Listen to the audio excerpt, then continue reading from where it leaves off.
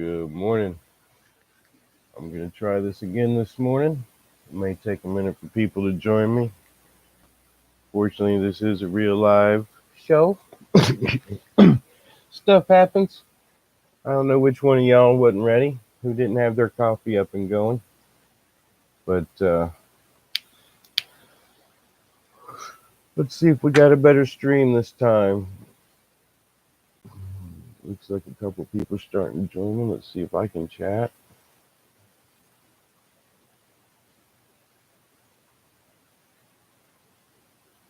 Good tubes. Is it buffering up again, or are we all right? And how's the sound doing?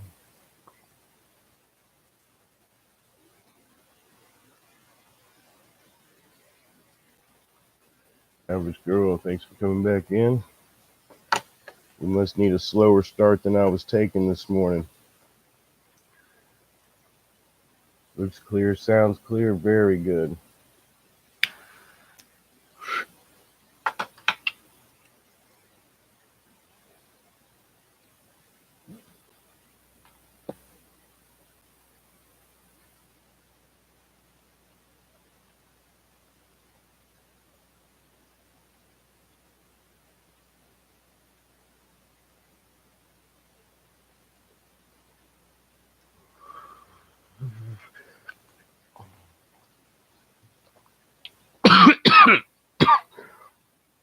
I'm gonna try not to cough now, but it ain't working.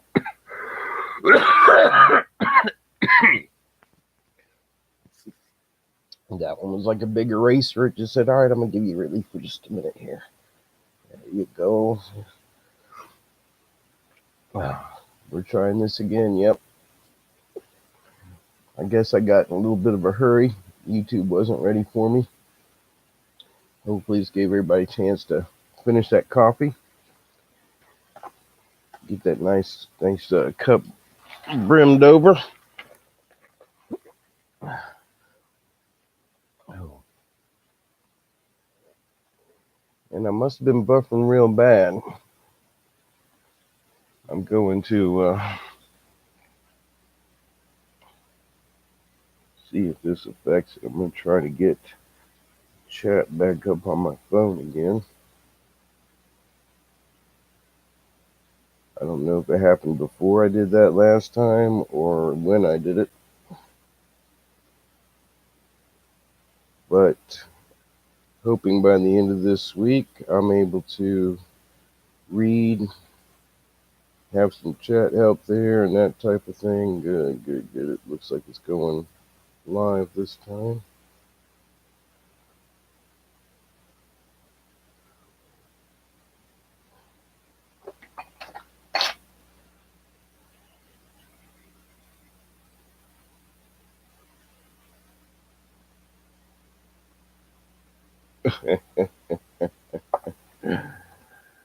uh,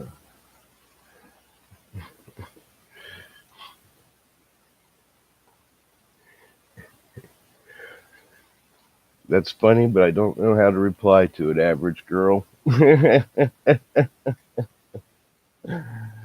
Oh.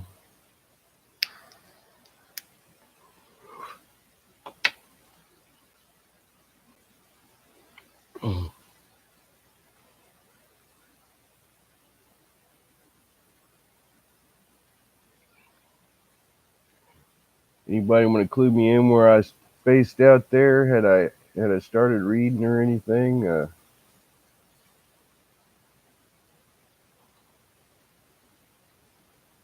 don't want to miss anything. If I'll back up just a little bit. Um, Basically, it said that this tablet is about the preparation up to the time of the deluge.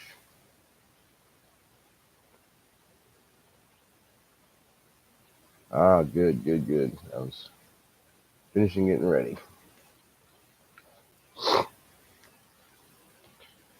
All right. We're entering into the ninth tablet.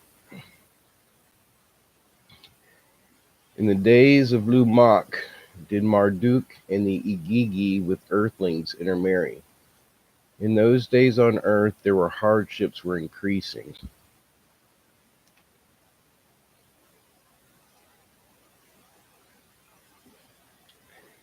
In those days on the move with dryness and dust was the planet enveloped.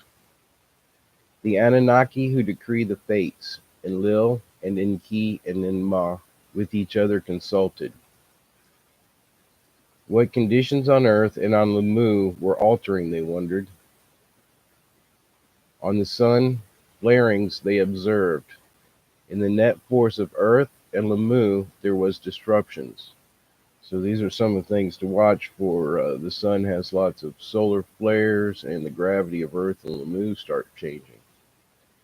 In the Abzu, at the tip of the white land facing, instruments far observing they installed. In the charge of Negral, the son of Enki, and his spouse Erishigal, the instruments were put. To the land beyond the seas, Ninurta was assigned. In the mountain land, a band heaven to earth to establish.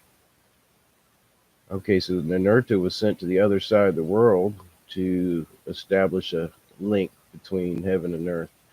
And remember, we were talking about this link a couple of weeks ago, being at the original uh, city on Earth, and I'm not going to butcher the name right now. It was Key something, um, being the where they built some type of structure that amplified a signal that went out into space. And I'm not sure quite yet that I believe that's exactly what the pyramids are, but it's interesting. This story kind of crosses with some new things they're finding out about energies and the pyramids. On the Mu, the Igigi were restless. On the Mu, the Igigi were restless. To pacify them, Marduk was the task given. Until what are the hardships causing? The way station on Lamu must be kept. So, to Marduk, the leaders said. So, Mars is becoming a much more difficult place to live, and the people there are not doing well. The three who the fates decree with each other consulted. They looked at each other. How old the others are, each one of the others thought. Enki, who with the death of Adapa was grieving, was the first one to speak. More than 100 shars since my arrival have passed. To his brother and sister he said, so that's more than 350,000 Earth years. I was then a dashing leader, now bearded, tired, and old I am. An enthusiastic hero I was, for command and adventure ready, Enlil then said. Now I have children who have children, all on earth born. Old on earth we became, but those on earth born are even older sooner.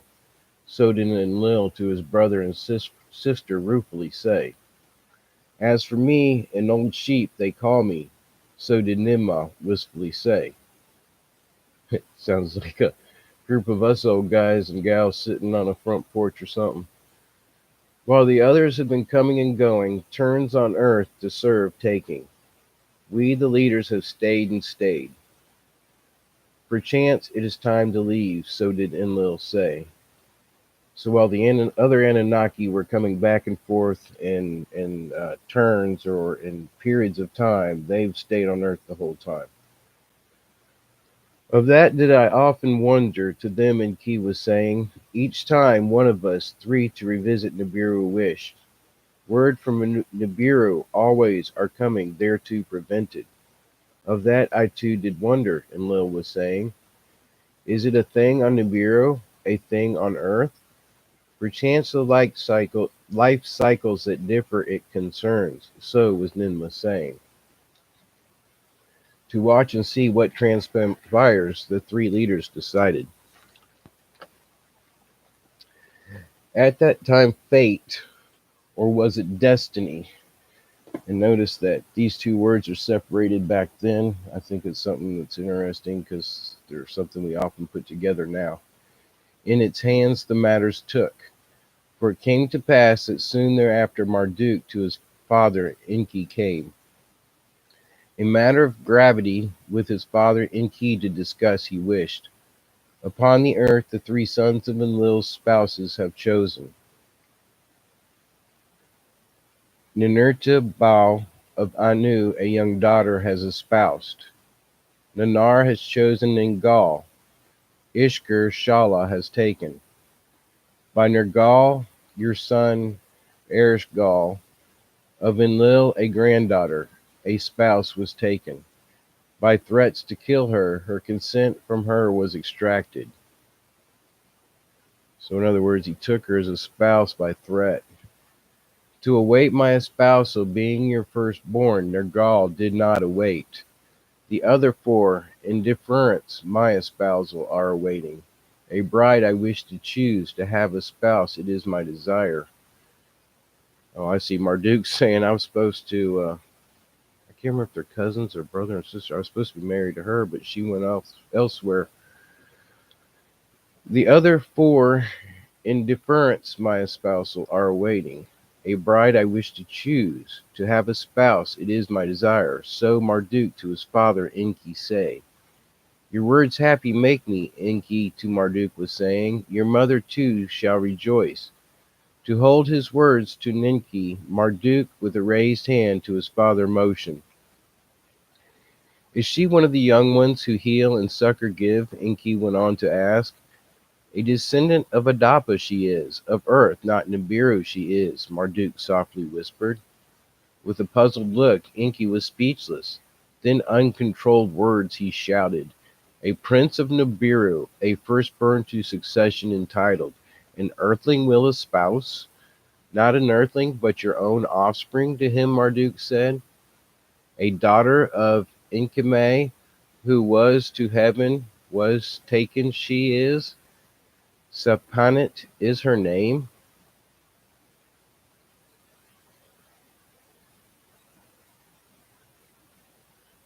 Enki his spouse Ninki summoned. To her what with Marduk transpired he related. To Ninki his mother Marduk his heart's desire repeated and said, when Enkime with me was journeying, and of heaven and earth him I was teaching, what my father once had said, I with my own eyes witnessed. Step by step on this primitive planet, a primitive being, one like us to be, we have created. In our image and in our likeness, civilized earthling is. Except for the long life, he is we. A daughter of Enkime, my fancy caught, her to espouse I wish. Ninki her son's words pondered. And the maiden, does she your gaze appreciate? So did she, Marduk asked. Indeed, she does, Marduk to his mother said. This is not the matter to consider, Enki with a raised voice said. If our son this shall do, to Nibiru with his spouse he would never go. His princely rights on Nibiru he forever will forsake. To this Marduk with a bitter laugh responded, my rights on Nibiru are non-existent. Even on earth my rights as firstborn have been trampled. This indeed is my decision. From prince a king on earth become, the master of this planet. So here we have Marduk. He's planning how he's going to take over that position of authority over the planet. I'm going to take a breather right here real quick. Make sure nobody's saying anything's going crazy. Since you're referencing your self-cannabis show, I'm going to say real quick that I know that we have controversial topics. I forgot to put this in the beginning. This our chat is open. I want people to be able to speak and talk about anything they see or hear. The only thing I ask is no personal attacks. And yeah, what was the other rule? That's why I can't do chat and read and all that. I'm not like that anymore. I used to be multitasker like crazy, but now I'm not so much anymore.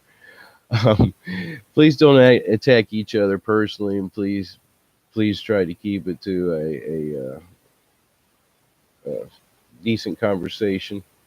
Um, I'll think of how I normally say it later. Everybody understands it's here this morning. I hope everybody's enjoying the reading so far, able to hear, and I'm trying to make a few of the mixed up phrases a little more clear. I eventually want to put these family lineages out on a tree so that we can look at them as we go, because it's crazy how many of these are brothers and cousins and sisters, and they're doing this all because they want to keep authority. And so I'm going to go back to Marduk. From a prince, a king on earth become, the master of this planet. Let it so be, Ninki said. Let it so be, Enki also said. They summoned Matashul, the bride's brother. Of Marduk's the wish they told him.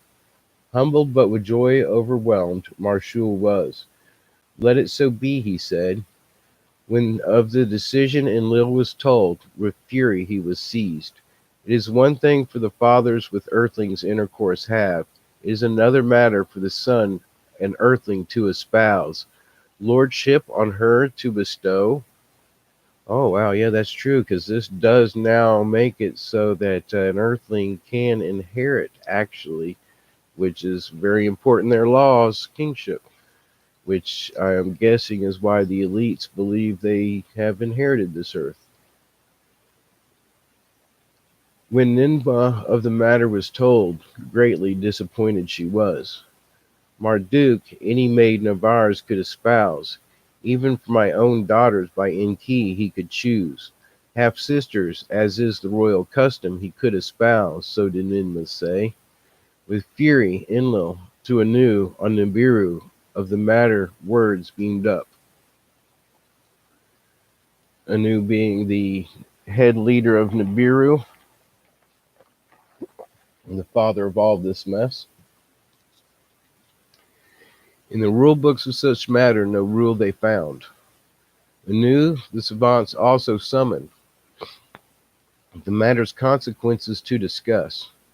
On Nibiru Adapa, the maiden's progenitor, could not stay, to Anu they were saying.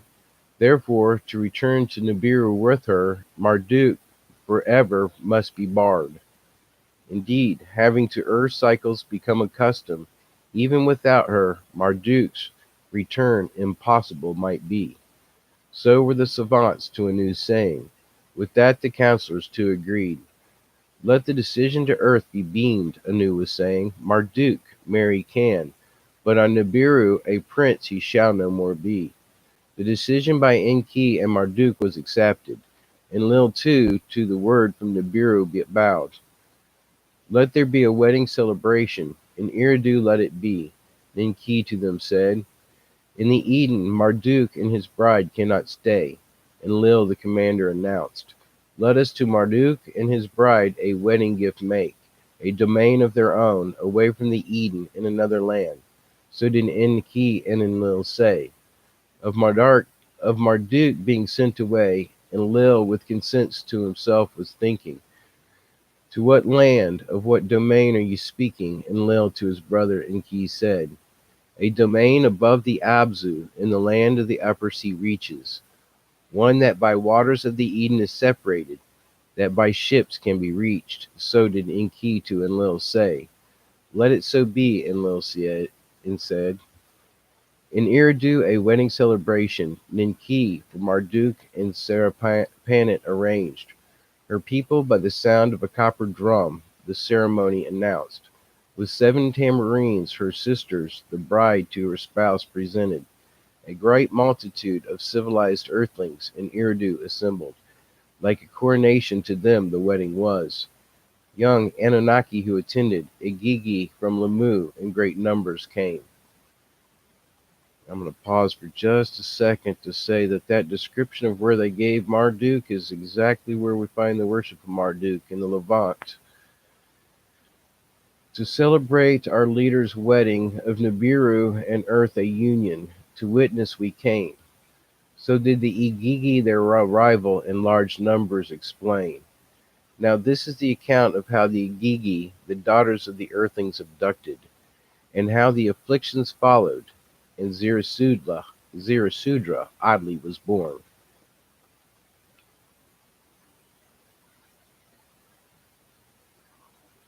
If anybody didn't catch that, Levant being, of course, the area above the Sinai and below Turkey, what we now call, of course, Israel, Assyria, stretching into Iraq and Iran, Persia, northern India. Um, we see this in modern history as what become known as the Greco-Roman world. Uh, it progresses beyond that. I must not need to go that far yet.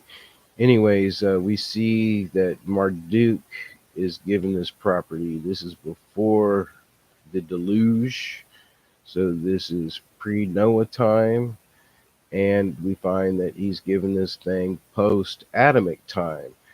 Now we have Anunnaki claiming authority of an area that we see scripturally is supposedly by the Creator promised to Adam and Eve. So anybody who's following along can see where the beginning of this great war over Israel and that land has started, and why it continues. Um, in great number did the Igigi from Lamu to earth come. Only 1/3 of them on Lamu stayed. To earth came 200. So here we have the story of the 200 Watchers. To be with their leader Marduk, his wedding celebration to attend was their explanation. Unbeknownst to Enki and Enlil was their secret. To abduct and have conjugation was their plot. Unbeknownst to the leaders on earth, a multitude of Agigi on Lamu got together. What to Marduk permitted is for us too should not be deprived to each other, they said. Enough of suffering and loneliness, of not offspring ever having, was their slogan. Enough to suffering and loneliness, and not having children. Interesting.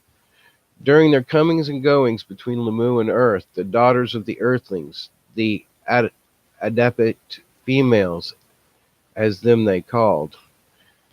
And you know what? There's one thing I forgot to do. I apologize. I wish it just come to my thought earlier.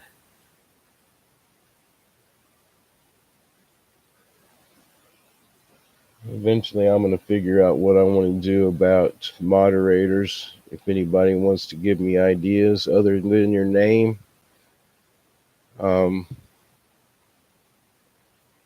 this could become a very serious thing if I continue this for a long period of time.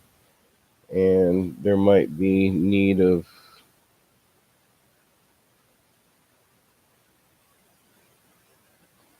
people being slowed in their tracks occasionally. I really don't want to ban people, but people who do attack and call names, that kind of things, will be stopped. Um, I meant to put that in the chat. That's the link to where I am reading. Um, if anybody wanted to follow along, like I said, I'm hoping to have it scrolling beside me or something in the future. We started work on that this week. We didn't get enough of it done because I was without internet until last night. Let me get a drink real quick.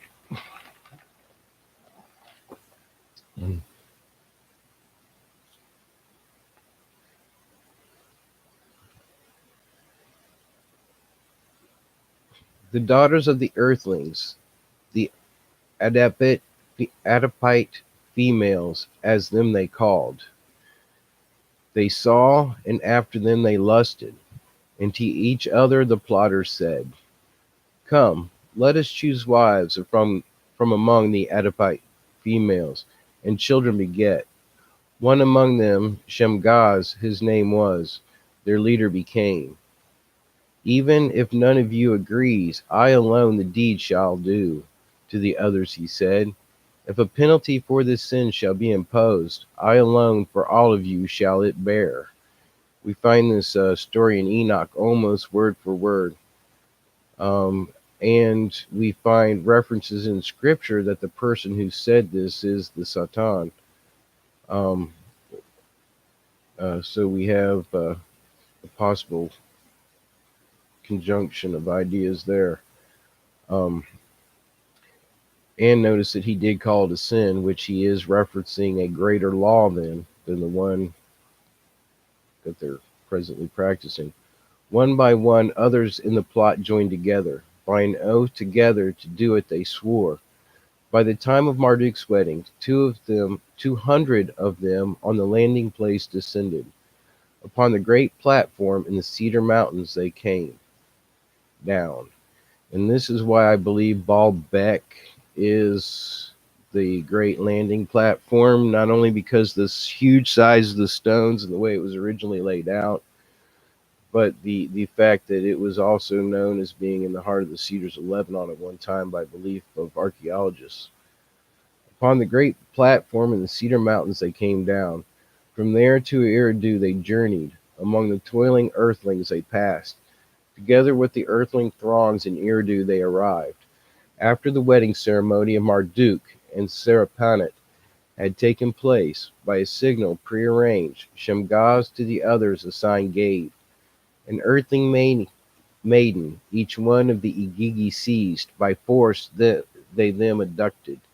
To the landing place in the Cedar Mountains the Igigi with females went. In a stronghold, the place they made. To the leaders a challenge they issued. Enough of deprivation and not having offsprings. The Adipite daughters to marry we wish. Your blessing to this you must give, else by fire all on earth destroy we will. Alarmed the leaders were. Of Marduk the Igigi commander, charged to take they demanded. If in the matter I a solution must seek, with the Igigi my heart in agreement is. So did Marduk to the others say. What I have done from them cannot be deprived. Enki and Ninmah their heads shook. With begrudging agreement they have voiced. Only Enlil was enraged without pacification. All right, now I'm going to stop right here. We hear a lot of times this thing about Enlil was trying to keep mankind from being advanced. That's the reason why he let this flood come upon the earth. My readings and what I seem to see here is the Anunnaki have come and seized and raped the earth women. And that seems to be the reason why he's enraged. It's because of the offspring of those, the abomination, not the progression of man. Um, just so people know, there is within spiritual law a curse that comes when a father impregnates through rape. And it doesn't all seem fair in our natural law, but as we discuss spiritual law later, I think it'll be seen why these had to be destroyed. Um, so do Marduk to the others say, what I have done from them cannot be deprived. Enki and Ninmah their heads shook, with begrudging agreement they voiced. Only Enlil was enraged without pacification. One evil deed by another has been followed. Fornication from Enki and Marduk the Igigi have adopted. So Enki broke the law and sinned and had Marduk with an earthling. Marduk has now sinned and taken an earthling as a wife. He's saying they've broken this law over and over, and now all the Igigi have followed this law and they've adopted it. So it's a rebel law that they have adopted. Our pride and sacred mission to the winds have been abandoned. By our hands this planets with earthling multitudes shall be overrun. With much disgust was Enlil speaking. Let the Igigi and their families from earth depart. On Lamu, conditions unbearable have become. Surviving is not possible. So did Marduk to Enlil and Enki say. In the Eridan they cannot remain, Enlil with anger shouted. With much disgust the gatherings he left. In his heart things against Marduk and his earthlings was Enlil plotting. Upon the landing platform in the Cedar Mountains were the Gigi and their females secluded. Children there to them were born, children of the rocket ships they were called. Marduk and Sampanit, his wife, also had children. Asar and Satu were the first two sons called.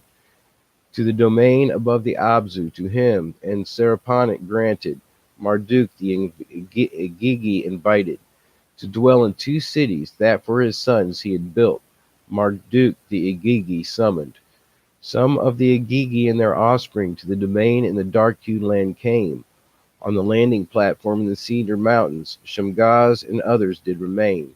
To the far east lands, lands of high mountains, some of their offsprings went. Okay, so the highlands, that is what we know of as the Caucasus, the northern Indians. And if we watch the spreading of the gods throughout the earth, we'll see the same pattern. How much of Marduk, how Marduk of earthlings his strength increases, Ninurta carefully observed. What are Enki and Marduk scheming? To his father Enlil, Ninurta said, the earth by the earthlings inherited will be, Enlil to Ninurta said. Okay, so this is where Enlil says the earth is going to be inherited by the earthlings. So is he trying to take it from the earthlings? No, it appears to me like he's trying to give it to them. Go the offspring of Cain find, with them a domain of your own prepare. To the other side of earth Neberta went, to the offspring of Cain he found. How tools to make and music to play he taught them.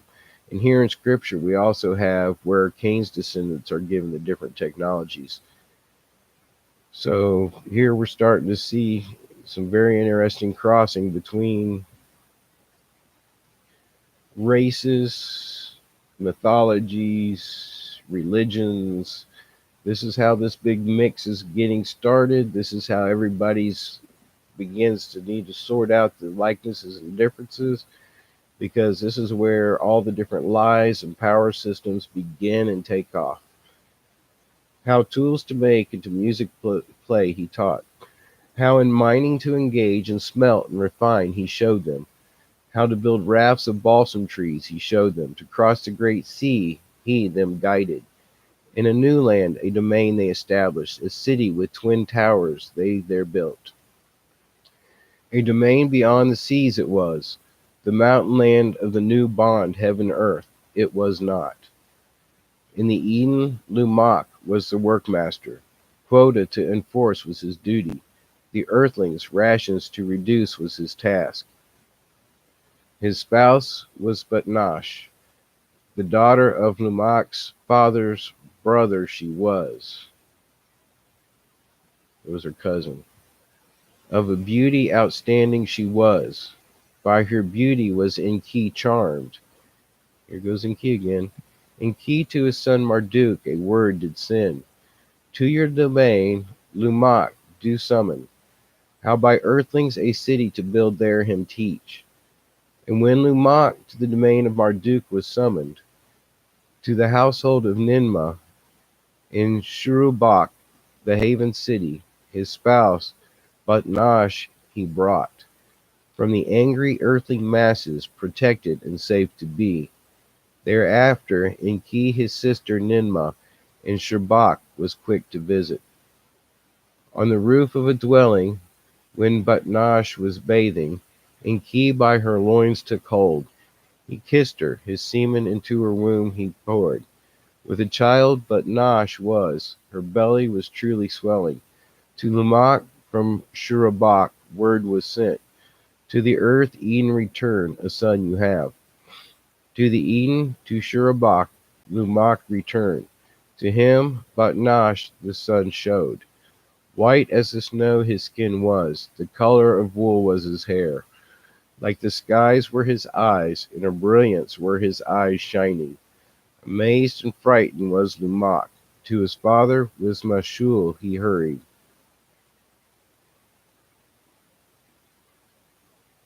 A son unlike an earthling to Batnash was born. By his birth greatly puzzled I am. Oh, I just saw what's going on here, and I missed this before. I apologize. Um,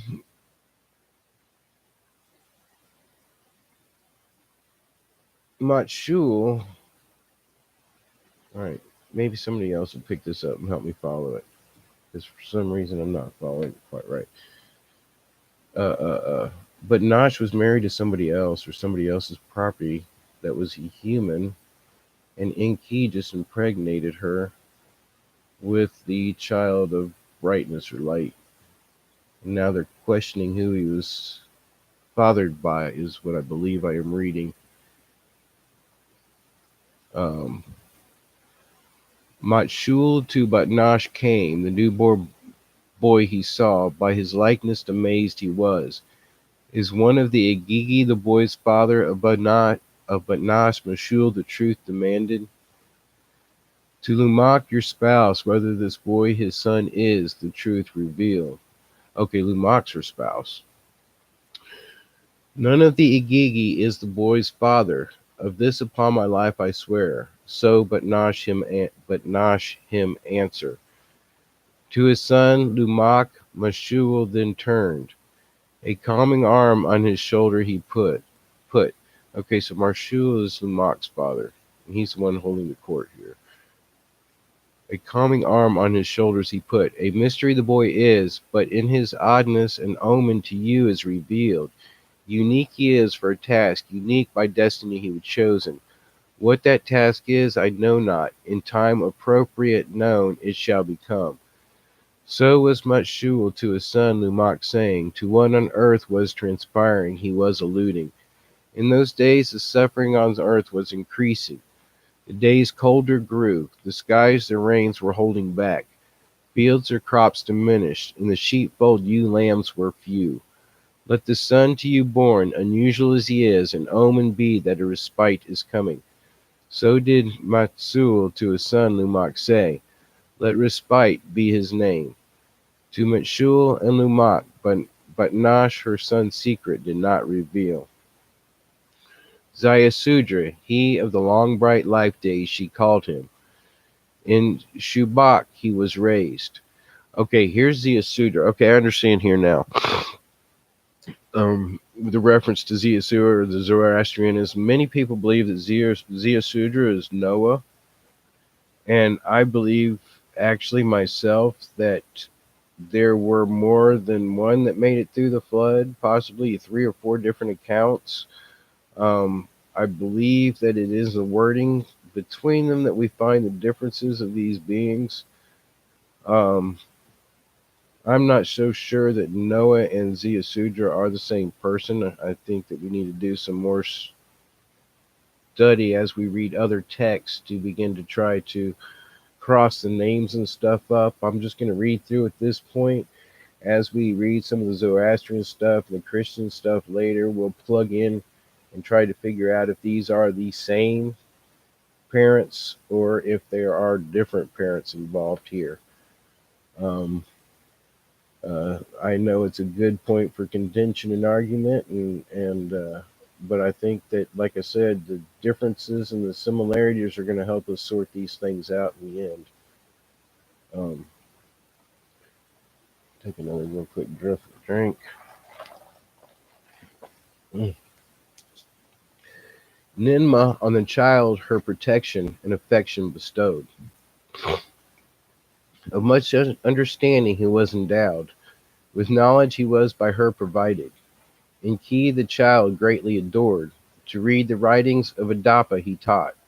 The priestly rites, how to observe and perform, the boy as a young man learned. In 110 Shar was Ziyasudra born.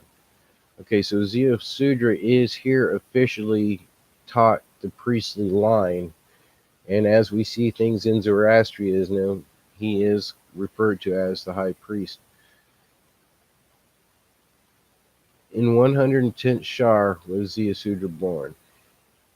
In Shurabak he grew up, and espoused Imzara, and she bore him 3 sons. In his days the sufferings on earth intensified, plagues and starvations the earth afflicted.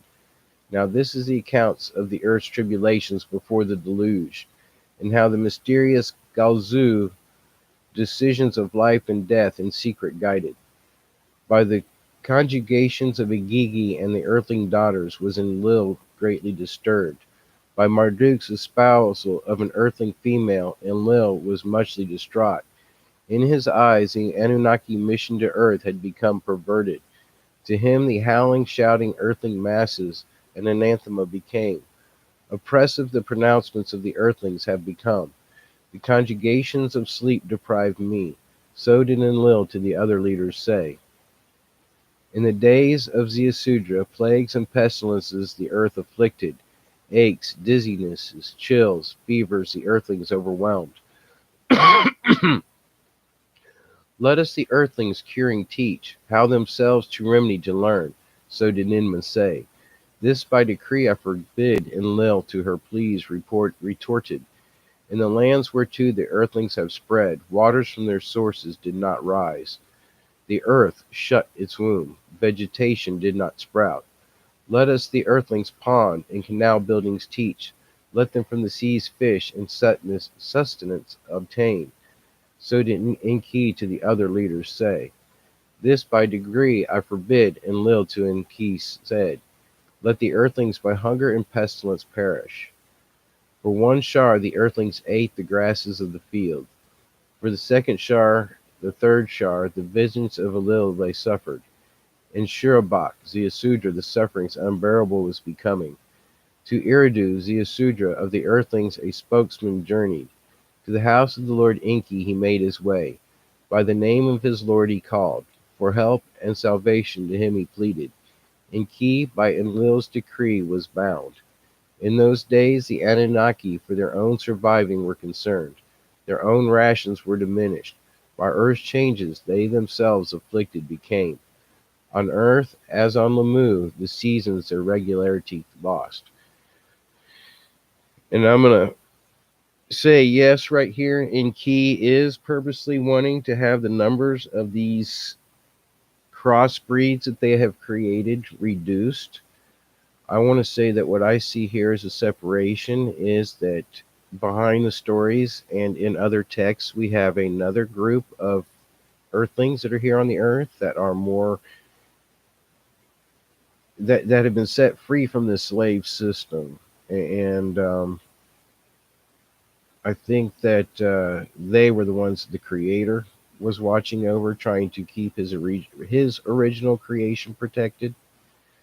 And I do believe that there's a crossing and mixing here between that.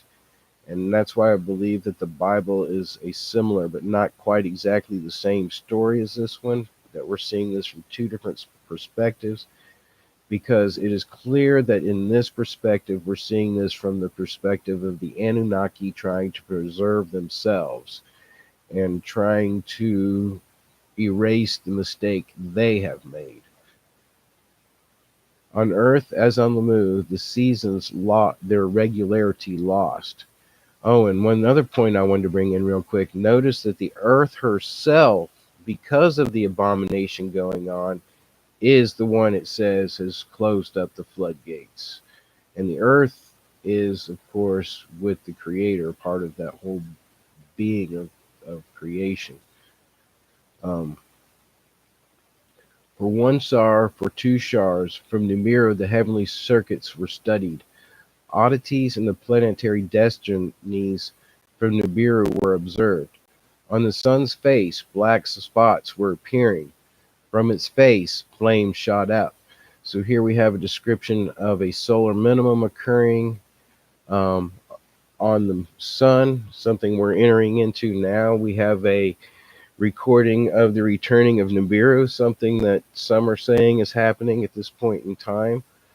We have the earth drying up and getting colder. Another thing we're having described is this exact same time that we're living in right now.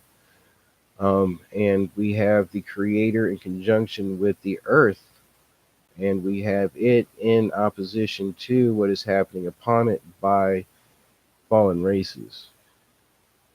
We have the space and the cosmos beginning to show heavenly signs of things happening. So, as these cosmic forces are happening, we have heavenly signs, something we're beginning to see a lot of people focusing a lot on, again, even in this day and age. The hammer bracelet was, by unseen net force, pulled and pushed. For reasons unfathomed, the sun, its family, was upsetting. The destinies of the celestials, by unsavory fates, were overtaken. On Nibiru, the savants' alarms raised. In the public squares, the people gathered. The creator of all, to primordial days, the heavens, is returning. Angry is the creator of all. Voices from amongst the people shouted. On earth, the tribulations were increasing. Fear and famine their heads reared. For 3 shars, for 4 shars, the instruments of the white land facings were observed. By the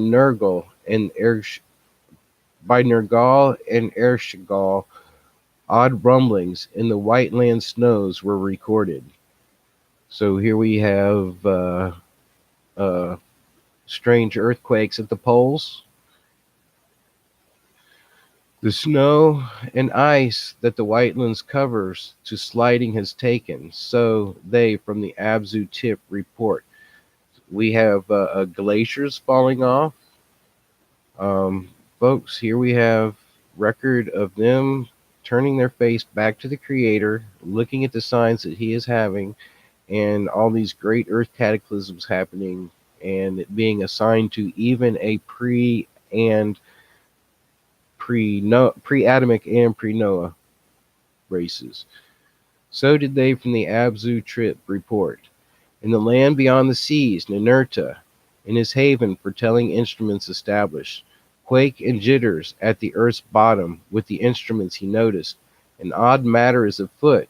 So did Enlil to Anu on Nibiru words of alarm send. For the 5th shar and the 6th shar the phenomena gained strength. On the Nibiru the savants in alarm raised. Of calamities to the king they forewarnings gave. Now, I want to go back real quick. 5th shar, 6th shar. A shar is each time the Nibiru rotates around the sun.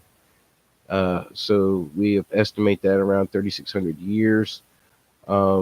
Each time these shars occur, Nibiru's elliptic orbit doesn't always correspond with Earth's elliptic orbit, but evidently these two orbits are starting to come into conjunction with each other.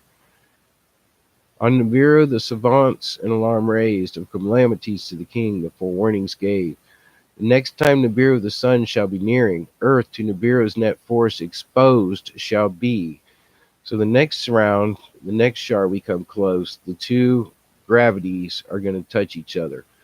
The moon in its circuits of the sun, other side shall a station take. Mars is going to be out on the opposite side of the sun when this happens. From the net force of the Nibiru earth in the heavens, protection shall not have. Kishar and its host agitated shall be. Lamu shall also shake and wobble.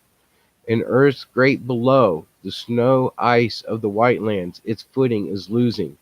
The next time Nibiru is closest to the earth shall approach, the snow ice off the white land's surface shall come a sliding. A water calamity it shall cause. By a huge wave, a deluge, the earth shall be overwhelmed. And this is why I believe there's possibly 2 floods that happen close together. I'm not 100% sure. We have here a wave flood, and we have from the Noah account a rain flood. So I think that that's another reason why there might be some differences in who these beings are. I believe that we're remiss to automatically say that these are the same accounts because of these differences. But how this falls into a timeline yet, I have not put together or seen anybody else put together, but it's something I'd like to see a community work on. On Nibiru, great was the consternation, uncertain about Nibiru's own fate. King, savants, and counselors about Earth and Lamu also greatly worried. The king and the counselors a decision made for evacuating Earth and Lamu to prepare. In the Abzu, the gold mines shut down. Therefrom the Anunnaki to Eden came. In Bad Tabara, smelting and refining ceased. All gold to Nibiru was lofted, empty for evacuating ready. A fleet of fast celestial chariots to earth returned. On Nibiru the heavenly signs were watched. On earth the tremors recorded were. It was at that time that from one of the it was at that time from one of the celestial chariots a white-haired Anunnaki stepped off. Gaozu, great knower was his name. With steps majestic to Enlil he made his way. His To him a sealed message from Anu he presented. I am Gaozu, emissary plenipotentiary of king and council. To Enlil he said.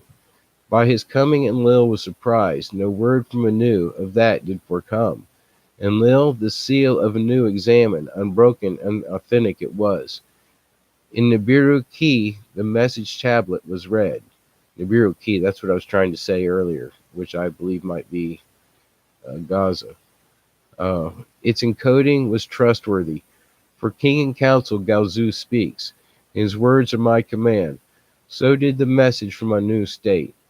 That Enki and Ninmah be also summoned was Gaozu's request. When they came to Ninmah, Gaozu pleasantly smiled.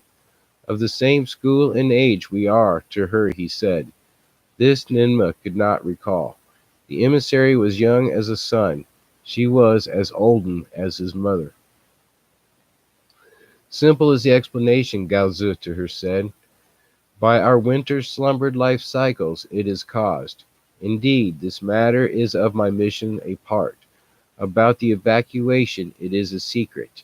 Ever since Dumuzi on Nibiru has stayed, returning Anunnaki on Nibiru examined were.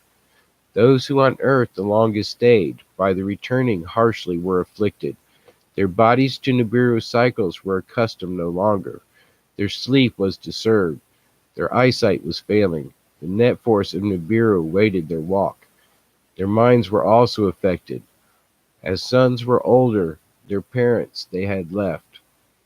As sons were older than the parents they had left. Death, my comrades, to the returnees quickly came. Of that I am here a warning to give. So the people who lived, or the Anunnaki who lived on the earth the longest, when they returned to Nibiru, died the quickest. Their minds were also affected, as sons were older than the parents they had left.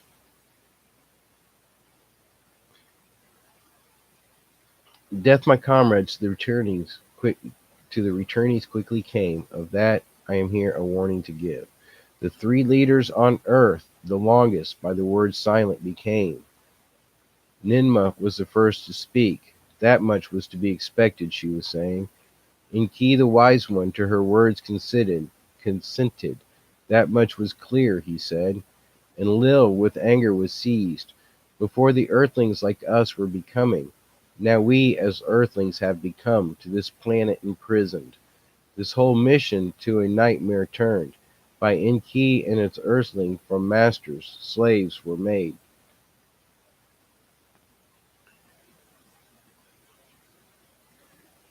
So he's upset that Enki has enslaved mankind. To the outburst, Gaozu with compassion listened. Indeed, much there is to ponder, he said. On Nibiru, much thinking and soul-searching deep questions were raising. Should Nibiru to its fate been left? Would ever by the Creator of all intended to be let to happen? Or was the coming to earth by the Creator of all conceived, and we only unwitting emissaries? Of that, my comrades, the debate will continue. So is Gaozu to them, saying. So here they're arguing over whether or not this is the intent of the Creator of all, and since this is about to happen at his hands, what do we do about it? Of that, my comrades, the debate will continue. Now this is a secret command from Nibiru. The three of you on earth will remain, only to die to Nibiru you will return, in celestial chariots, the earth encircling, the calamity you shall await. To each other, Anunnaki, a choice to leave or the calamity outweigh must be given. The Igigi who earthlings espouse must between departure and spouses choose.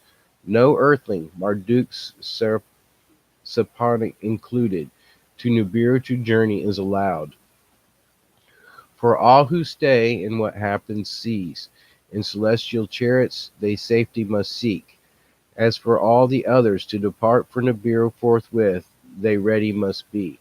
So did Gaozu Nibiru's commands to the leader in secret reveal. Now this is the account of how the Anunnaki to abandon Earth decided. Alright, so the command given is that everything born of Earth must stay on Earth. And that everything born of Earth is left to the Creator in His hands. And I believe that's why we see a way of escape made by the Anunnaki here, and we see in other scriptures a way of escape made by the Creator. And how we see a continuation of that battle after the flood. And how an oath they took mankind to let in the deluge perish. In Nibiru Ki and Lil, a council of Anunnaki and a Gigi commander summoned. The leaders' sons and their children also were present. Word of the impending calamity and Lil to them as a secret revealed. To a bitter end Earth mission has come. To them he solemnly said, all who to leave wish in celestial boats that are ready to Nibiru will be evacuated. But if earthling spouses they have, without the spouses they must leave. Igigi who their spouses and offsprings are attached are, let them to the highest peaks on earth escape. As for the few of us Anunnaki who will choose to say, in boats of heaven and earth skies we will remain. The calamity to outwait, the fate of earth to witness. As the commander, I shall be the first one to stay. So was Enlil's saying. So Enlil's going to watch over mankind through this. By their own choice will be the others. With my father I chose to stay, the calamity to face, so did Nurta announce. To the lands beyond the oceans after the deluge I will return. Nanar and Lil on earth's firstborn, an odd wish announced. The deluge to outweigh, not in earth's skies, but on the moon, that was his wish. Enki, an eyebrow raised, and Lil, though puzzled, approved. Ishgur, Enlil's youngest, to remain on earth with his father, his decision made. Utu and Inanna, Nanar's children, who on earth were born, to stay declared. Enki and Ninki to stay, and earth not abandoned chose. Proudly they so announced, the Igigi and Seraponit, I shall not desert, Marduk with anger stated. One by one Enki's other sons, their choice to stay announced. Nergal and Gibil, Ningal and Ningizida, and Dumuzi too. All eyes to Ninmah they turned. With pride their choice to stay, she declared. My life work is here, the earthlings, my created, I shall not abandon. By her words, Anunnaki and Igigi to a clamor were stirred. About the earthlings' fate they inquired. Let the earthlings for the abominations perish. So did Enlil proclaim. A wondrous being by us was created. By us saved it must be, Enki to Enlil shouted. To this Enlil with his own shouted words retorted. From the very beginning, at every turn, the decision by you modified were. To primitive workers, procreating you gave to them knowing to be endowed. The powers of the Creator of all into your hands you have taken. Thereafter, even that by abominations you fouled. With fornication, Adapa you conceived, understanding to his line you gave. His offspring to the heavens you have taken, our wisdom with them you shared. Every rule you have broken, decisions and commands you ignored. Because of you, by a civilized earthling, a brother murdered. Because of Marduk your son, the Igigi, like him with earthlings intermarried. Who is lordly from Nibiru, to whom earth alone belongs? To no one is it no longer known. Enough to all that I say. This abominations cannot continue. Now that a calamity by a destiny unknown has been ordained, Let what must happen happen. So did Enlil angrily proclaim. Now, I'm not going to defend this argument in the way most people would say, but we have here a righteous indignation, one who is defending the position of the Creator and the fact that we have interfered with creation.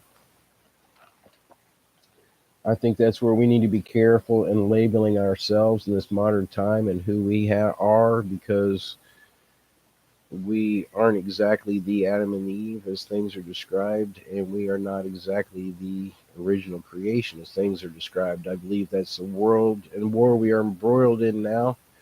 I believe there's some major spiritual truths to be learned um, through all this.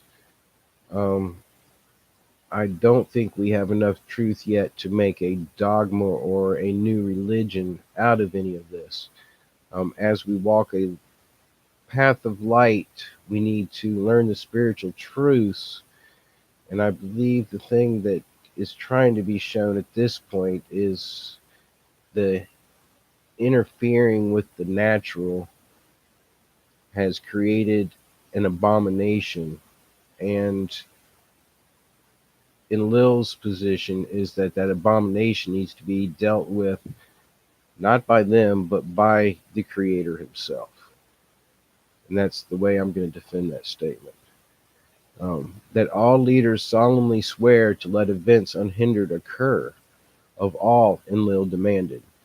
First to take the oath of silence was Ninurta. Others of Enlil's side followed. Nergal and Enki's sons were the first to take the oath. Other of Enki's sons followed. To your command I bow, Marduk, to Enlil said. But of what worth is the swearing? If Igigi their spouses will abandon, would not the fear among the earthlings spread? Ninmah was in tears. The words of the oath she faintly whispered. Enlil at his brother Enki gazed. Is this the wish of king and council? To him he said. Why will you bind me with an oath? Enki, his brother Enlil asked. The decision by you was made. On earth it is a commandment. The floodwaters I cannot arrest. The earthling multitudes I cannot save. To what oath bind me you therefore? To what oath to bind me you therefore desire? So did Enki his brother ask. So let it all happen as if by fate decreed. Let it as Enlil's decision be known. On Enlil alone let the responsibility forever rest. So did Enki to all pronounce. And I believe that this is the reason why we have the story told as we do, that Enlil is this one who destroyed mankind, even though Enlil did not destroy mankind. Enlil merely was, anyways. Then Enki from the assembly departed. Marduk with him also left. With words of command, Enlil the assembly to order brought. Task for what was to be done he with firm decisions assigned. Between those who will depart and those who will stay the groupings arrange. Place for assembly to designate. Equipment to collect. Chariots to assign. First to depart were those who to Nibiru were returning. With much embracing and locking arms, in joy mixed with sorrow, the celestial boats they boarded. One after the other the vehicles from Separ roared off. At first those left behind journeyed safely, shouted. At first those left behind journeyed safely, shouted, and then muted were the cries. After the launchings toward Nibiru completed were, the turn of Marduk and the Igigi with earthling spouses came. Marduk them all on the landing places assembled. A choice to them he gave. With him and Saraponit and 2 sons and the daughters to Lamu go. There the calamity outweigh. Or to distant mountain lands on earth disperse, a haven from the deluge to find. Enlil then of those who remained took account. By groupings to them chariots he assigned. Ninurta to the mountain lands beyond the ocean, and Enlil directed on earth's rumblings to report. to Nergal and Ershigogal. The task the White Lin to watch Enlil assigned, to guard against the onrush of Earthlings, to Ishkur the task Enlil gave, to bar access, barrier and bolt to erect and bolster. Of all preparations, Sippar, the place of the celestial chariots, was the center. To Sippar and Lil the tablets of destiny from Nibiru Key moved. A temporary bond, heaven and earth, was there established. His brother Enki and Lil then addressed. To him he was thus saying, However, how if ever the calamity might be survived, let all that had happened be remembered. Let us tablets of records in Sippar, in the depths of the earth, safely bury. Anybody hear a hint here of Göbekli Tepe? Let us tablets of records in Sippar, in the depths of the earth, safely bury. Let what from one planet on another done in days to come uncovered be. And key his brother's words with approving accepted. Emmys and other tablets in golden chests they stored. In the depths of the earth in Sippar, for posterity they buried. Thus ready for the signal to depart, the leaders awaited. The approach of Nibiru and its great circuit, with apprehensions they watched. It was at that time of anxious waiting that Enki and his sister Ninmah addressed. To her was Enki thus saying, in his preoccupation with the earthlings, of all other living creatures, Enlil lost attention. When the avalanche of water sweeps over the lands, other living creatures, some by us from near Nibiru originated, most from earth itself evolved, in one sudden swoop, to an extinction shall be doomed. Let us, you and me, their seed of life preserve, their life essences for safekeeping extract. Ninmah, she who gave life to the words of Enki, favor gave. I shall do it in Shurabak. You do so with the Abzu's living creatures. So to Enki she said. While the others sat idly waiting, Enki and Ninmah, as a challenging task, undertook.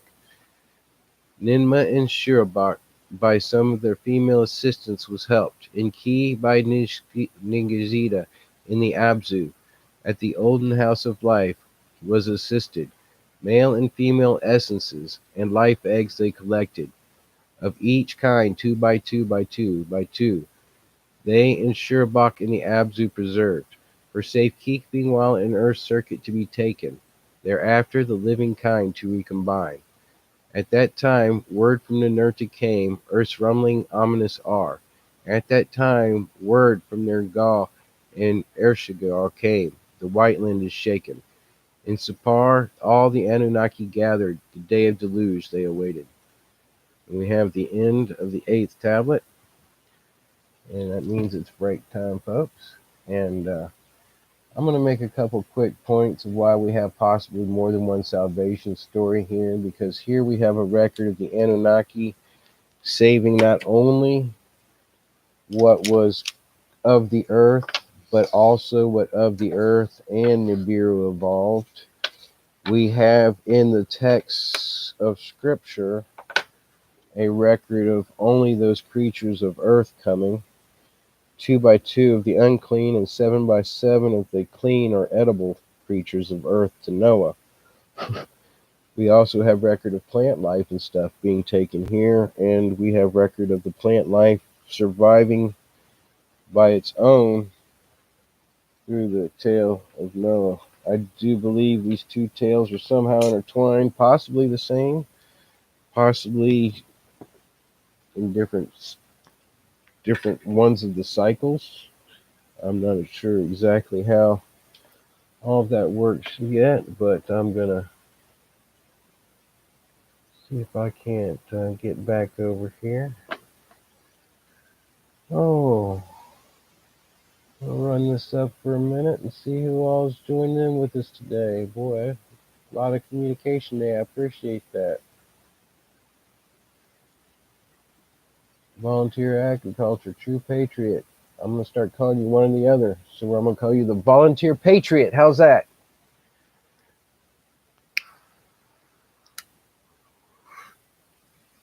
Balls for life. Thanks for joining. Cheers. This morning I got a lemon OG. It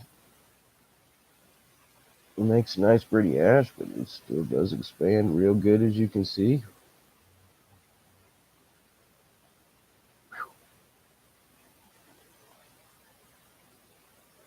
Rural Rules, thanks for joining us today.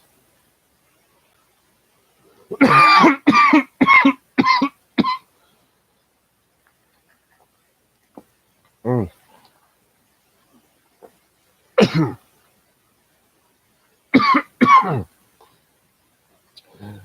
Rural Rules, there's a lot of correlations between the tablets of Enki and the Book of Enoch.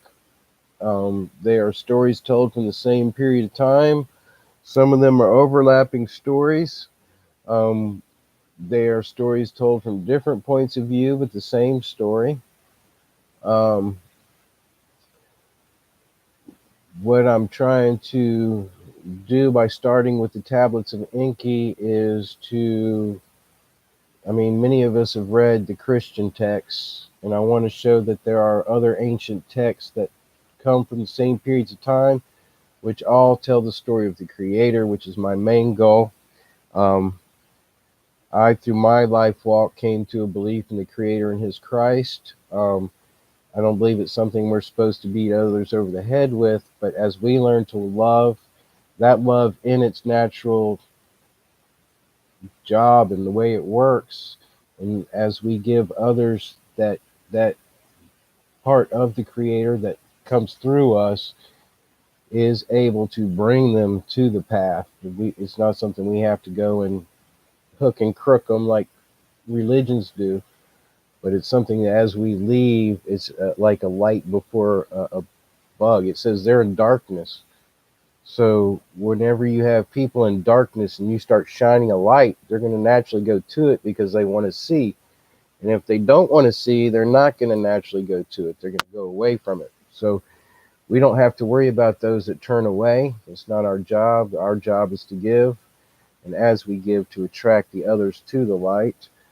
But I believe that these stories were written, that life is a cycle that is circled and circled, that we're not just 6,000 years old, but that we are in a present age. We are in a present time of learning and understanding. We are discovering all these old tablets, and they're all telling the same and similar story. And I believe this is how we're to begin to discern the truth and tell what's happening now, because this is an ancient battle. This is a battle that's gone back to the point where the Creator said, "Let there be light," and His love shone forth in darkness and chaos. And it's a battle that continues until that love and light is, and all that can walk can be in that love and light. I know these are not Christian terms. They sound kind of new agey, but I'm not new agey either, because it's not a lovey-dovey thing I'm trying to bring. I'm trying to bring us back to a realization that we don't need to throw a spiritual story out with a religious system. We do need to throw a religious system out because it's nothing more than slavery. Just like the tablets of Enki indicate, we were born into a slavery, us of this time.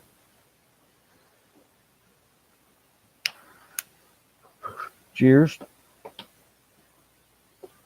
For those who joined in who don't know my story, every Sabbath, the seventh day of rest, which I personally take from Friday at sundown to Saturday at sundown. I believe Sunday is historically known as the first day.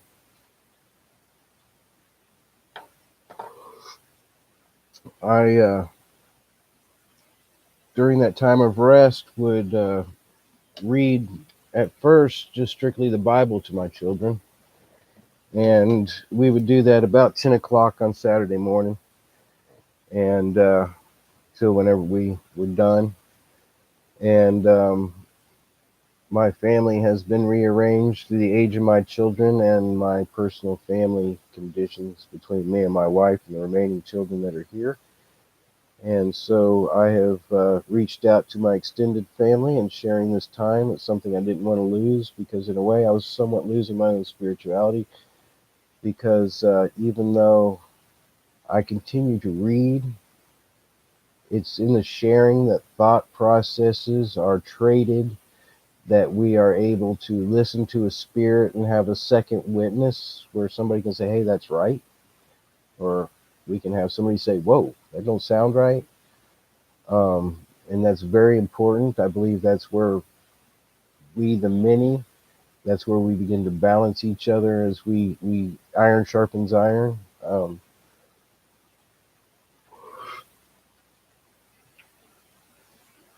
I recommend that anybody who can legally partake of marijuana do so.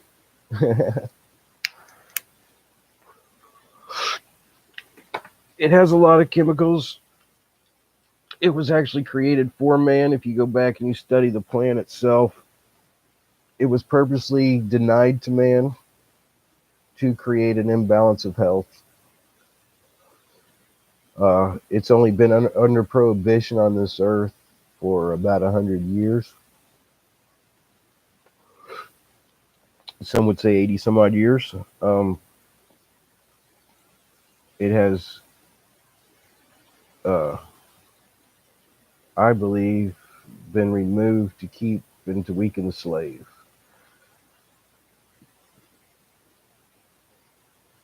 I'm going to go back to reading here real quick while I'm catching up.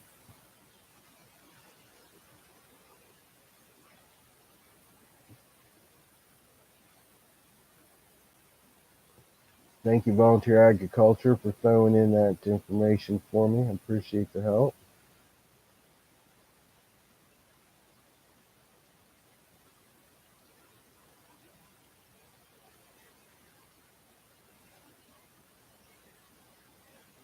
Rally Grown, you're just going to mess me up with your name every time I see it.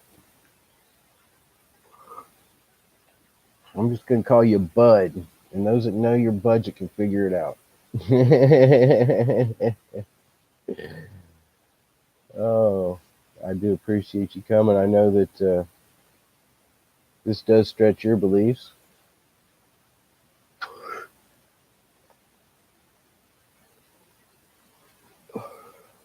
And I can understand that, brother, having been raised in the Christian system and having been, as a child, put on a pedestal by people. My dad was a Southern Baptist pastor. I was both expected to be respected and to behave um, in a public eye. I learned the art my father was teaching, which is, and if my mother ever watches that, I apologize. But the religious system being a lie, I learned to lie very well as a child to the public.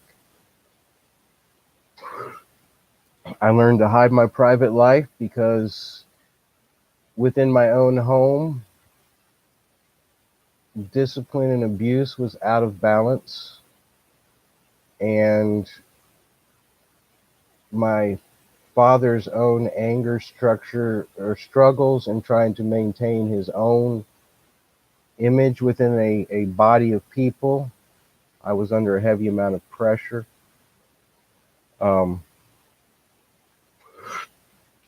so I had a lot of very adverse reaction at first when I got out from underneath my father's authority. I went to a Baptist school because I remained under his authority. Now, this is going to sound funny, but by the law, remember, I was very good at this legal system. These laws are in place. There are legal rules. Somehow all this works. I had his blessing to go to this school, so I knew I wouldn't be under a curse while I was there, so to speak. However, while I was there, I walked out from underneath that blessing by rebellion, by living completely opposite of the way he had raised me to be. So I learned that dichotomy there of good and evil. Um, I actually got expelled from the school because of my spirituality and my religious belief. I, for my whole life, had seen angels, demons, little people, all different types of beings. I was not afraid to speak of that in a Bible college, a Baptist Bible college, so I was immediately labeled a witch. The school actually had a school council meeting, and it was an emergency school council meeting. They actually had a school council meeting about me, and I was actually removed from the school. My father actually came from Georgia to Oklahoma. He sat down with the president of the school. My dad was a very influential man within the Baptist convention. My dad was ordained by very influential men within the Baptist convention.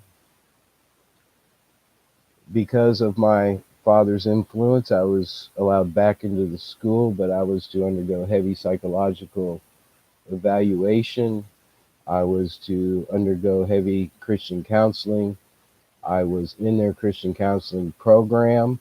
I gave their Christian counselors hell because I was playing with the same system they were.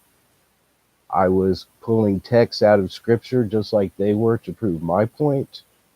Um, they compiled a group of documents about 2 inches thick of testimony from people on the campus of my spiritual experiences and the common experiences these people had with me. There was an actual witch trial held. However, I agreed to the terms and returned to the school. Got within 12 hours of double major and all of the pressures, I walked out from under. I decided this system was wrong, um, and I walked completely away from it all to the point that I left a marriage. I left uh, my parents for 2 years, not speaking to them, and I walked completely into the other side. They accused me of being a witch. I went to discover what it was all about. And that is how I learned the knowledge of evil. Um, I'm shaking like crazy right now. I've never told this story before. Uh, wow. I have no idea why I'm even telling it. Um, but I understand completely the rejection of all things Christian from the point of the Creator all the way to the morality that was taught within it. That is the reason why I named my show Throwing the Baby Out with the Bathwater. I did exactly that. I said, okay, I'm going to join the forces of this earth. I am going to play with the forces of this earth. And as you can see, as I speak, even those forces are affecting my computer. That darkness is real. Its power is real. It works under a spiritual authority that it has a place within. People who exercise and practice on that side are under authorities. Um, the curse is thereby released, and death and illness and sickness is what's overtaking this earth. And that is why I believe that we need to rise up as children of light. We need to take back the path. We need to acknowledge our Creator. We need to realize that He made a way for us to see that path, and that is what I see the Christ as. We'll discuss that as another time. It's a very deep subject. I believe that there are many Christs, or many that strove to be the Christ, but only one died for mankind to show love. And I believe that is the story we know of that was put into the 66 books. I believe other books were yanked from that. That is part of that story. I intend on reading them along with it. Um, I know that for people who like things to happen fast, a spiritual journey is not something that is fast. When you are in darkness and you're seeing a light in the distance, you have to walk out of darkness. Once you get on a path of light, you then have to understand and know and see what you're in. And that's what different scriptures illuminate. And as we walk in the morality of scripture, we are able to see clearly that darkness is removed from our eyes. Um,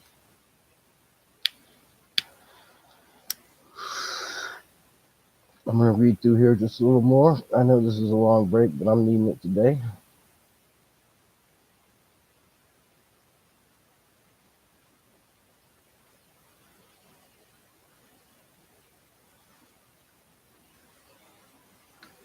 Real quick, there's a lot of people who keep. I'm going to address something here that is going to take more proof later. In cosmology, the planets, the stars, they are all beings. They are great beings. They have a high celestial order. It's not something we exactly understand, but they are directly under the authority of the Creator. They have the ability to also step outside of their order. The earth is part of that celestial grouping. The earth is specifically described as the mother of creation. Uh,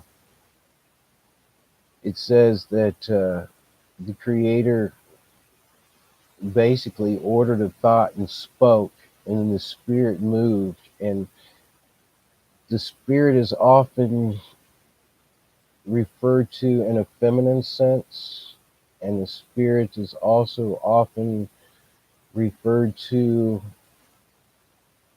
in a cosmological sense as having a physical reality here as well. Um, the Mother Earth is very real. We can tell even from the tablets of Enki, she responds to the spiritual climate of what's happening upon her. She is directly related to the Creator and to all life upon her. How those spiritual links in that order are all, I believe we can discover, but it's not something that I believe is fully revealed yet. Um, all of us fall into an order within creation. As beings meant to be creators, as we walk in light to give either blessings, or as we walk in darkness to give cursings, we affect those forces, and we are subject to the spiritual rules that those forces are applied to. In our original pure creation, the Creator's Spirit dwelt with us so purely that our creative force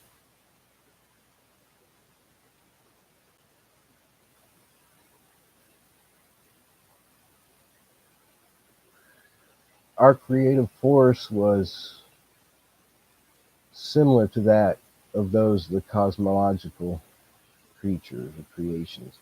And according to scripture, one day when we finish this evolution, that pure being that we're going to become is actually going to be higher than those cosmological forces.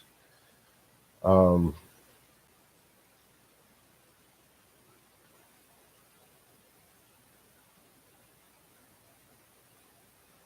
when I walked in the time of darkness, the curses I proclaimed put me under the authority of those that had control of those forces. If I walk in blessing, there are light forces as well as the Creator, and my striving is to walk as close to the Creator and as close to that coming light that I am to become. I wonder if it's coming through to you all. I'm going to ask real quick, but as I speak, every time I say light and darkness, my computer flicks back and forth between light and darkness. It's the strangest thing I've ever seen. I know it's done it before in Hangouts and stuff, but it's never done it on a live. There are forces. These forces are very real. And sometimes we affect them in ways we don't understand. Um, oh,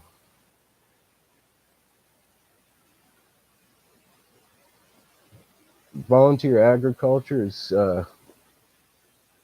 it's I'm glad to see that you study a lot of this, and your average girl, you seem to have a lot of knowledge in this too as well. I guess this is back when I was making reference to a Sabbath. We had it within the first tablet, even with the settling of Earth by the Anunnaki. They worked for 6 days to hurry up and get their base set up and everything gathered so that they can have a seventh day to once again show the Creator's creation pattern. And something I wanted to point out that I just read earlier is that we talked about their sleeping cycle on Nibiru being so long. Um, their days and nights, if I'm wondering if we're calculating it wrong. If they're having one day and one night by its closeness to the earth, and they are sleeping for half that 3,600 years, and they're awake for one half of that 3,600 years, and that is the correlation of why their day is so much shorter and the lifespan is so much longer. Um, as I was trying to explain, we know that this cosmic clock is put into play by the Creator, and even they have to stop and observe the signs in the heavens. The Bible says in the beginning of creation that when He created all of heaven and earth, that's what He put those beings, those star beings, into place in the cosmos, in the universe as we know it, was as signs for all of creation. And we know that all of creation isn't just in one place, according to what we read in these tablets, that there have already been through these cycles other groups that have escaped out into the cosmos. And I think this plays into the revelation in the Christian teachings where he says, I'm going to bring all y'all back to this place at that one final battle, that's into the sixth cycle when everything comes against the Christ. He says he brings men from the stars as well. He says you could have hidden among the stars, but I'm going to bring it back. So everything's coming back here now. No matter if it took 2 million years to go out, it took 2 million years to come back. It's all coming back now. It's all coming heading in. Papa Dad, thanks for joining us today. And the reason why I'm even though I have very little Jewish blood in my family line, but we do have Jewish blood in our family line. Um, Even though we have that little bit of blood, the reason why I have gone back to a Jewish calendar, I did this a long time before I came to a lot of these conclusions. Um, when I left the darkness, I had an experience that was so real and involved death of somebody very close that the Creator made it clear that mine was next in line, and I swung back into Christianity to the point of going to the hyper spiritual. And when I was walking in that hyper spiritual time after leaving the darkness, which I needed to do to break that darkness off me, I'll talk about steps as we go along. There's a reason why we swing back and forth. And I'm learning this in clockmaking of all things. The reason why this pendulum spins the way it does. Um, but I began to read scripture from front to back. And as I was reading what we call the Old Testament, I began to see this calendar of events that played into this natural star set of events. And as we're seeing these calendars of events happening again in the lunar and solar cycles, even with the blood moons recently, it corresponds with this calendar that is in scriptures. And as I began to see these correlations and I began to see the similarities between the stories in the Old Testament and the stories of the cosmos, I began to realize that when it said, he said, I have my appointed times and feasts, I decided to start following those appointed times and feasts. And that's the reason why I follow the ones from the Old Testament, because as the clearest, most concise record of the Creator laying it out and laying it down, I find it there. Is it 100% right? Do we still argue amongst ourselves even? Yes, as do times, days, and all that kind of stuff. But once again, Scripture says that happens until the Christ comes and sets it all right. And I will make a comment for people who do argue about it. In the New Testament, Paul brings up the point that the pagans follow a Sabbath too because it's in creation, and that as they come into the light, they will learn, but do not fight over that day because that's not what it's about. It's about the rest. And it's about choosing to rest to follow the Creator. I know some associate themselves as pagans that come here. Um, I personally find that there are children of light amongst all what I call denomination, race, creed, religion. Um, it's clear within the New Testament, Paul lays out that there's three ways that people understand and know the Creator, and that at the time of the judgment, we're each going to be judged according to the way we understood or knew the Creator. And that's between us and Him. That's why we're not to judge each other. Um, As we get closer to the day of cataclysm, there are those who are being raised up for particular times and things to walk a path that is not Christianity, that is not paganism, that is not Buddhism, that is not Islam. It is a path that worships the Creator in truth and spirit. And we see that over and over in the New Testament. We're to do this in truth and spirit. We're to do this in and with one teacher, the Holy Spirit, or the one Creator Spirit. And I think that the religious system has cultized so much and put us in such a box with so many definitions that we've become cults. And we've lived in those boxes for so long. I'm trying to help us break those walls down. Um, it's not a new world religion by any means. There is going to be a one world religion that rises up and is going to seek to destroy the children of light.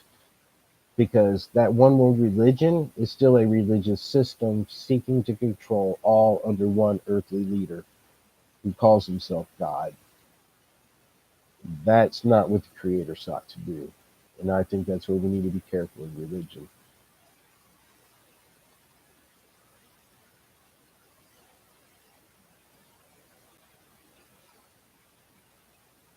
Boy, you guys are going so good today, I can't keep up with you. We're almost hitting 12 o'clock in 2 hours. I kind of like to do two tablets at a time, give us a little bit of meat to work on. They seem to work together that way. I'm going to have another smoke here, and I'm going to do something I normally don't do. My oldest daughter is still living in the house with me, and she does not smoke. I quit smoking a long time ago for the children. I've never really smoked in front of them. I've never really smoked with them around, but I'm going to walk through this house real quick. Everybody take a minute. Candy Wallace, thanks for coming in. I'm going to catch right back up with you in a second. I've got to take my little intermission break.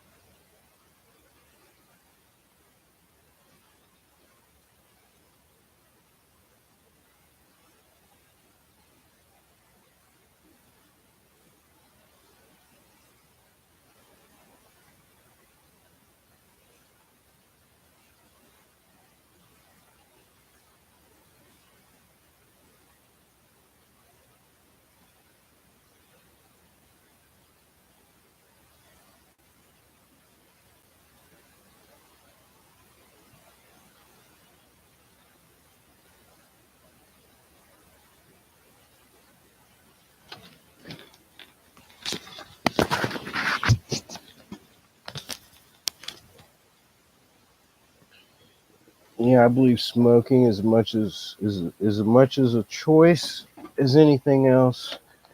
Says to do all things in moderation. Our bodies are made to absorb and remove certain amounts of chemicals. It's when we abuse things that our body can't keep up with it. As we are revealed the truth, the consequences become more severe.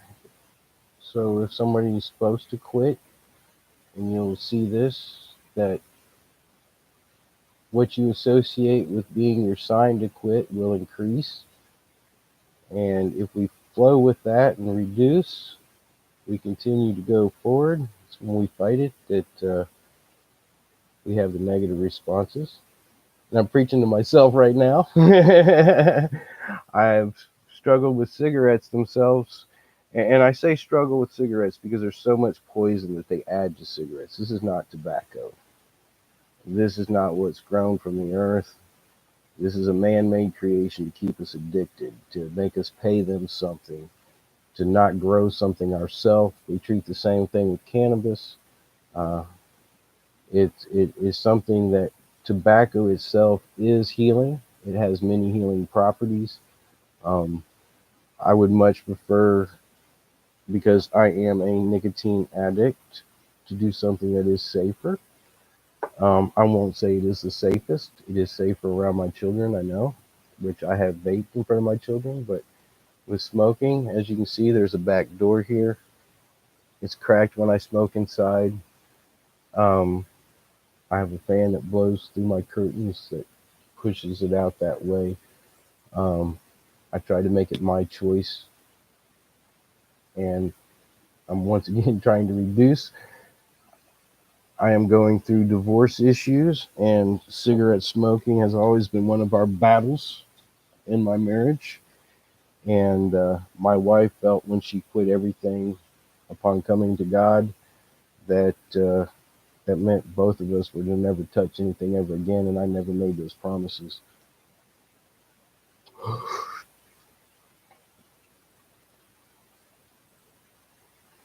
I try to be a realist and even realize my own flaws and weaknesses. I'm gonna see what this is.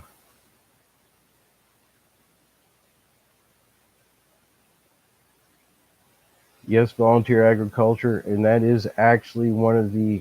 I'll tell a story about that real quick. Um,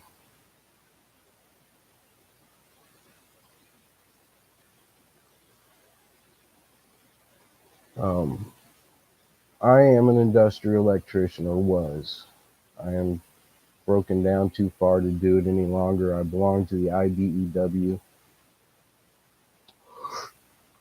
I've worked in power plants, chemical plants, paint plants, paper plants, you name it. It's industrial. I've been there to help make them run. I have seen them poison and destroy the earth for mere profit and greed. And I'm talking about cents. I'm not talking dollars. Um, yes, cents add up to dollars, but you can save a person's life with a penny, you should do it.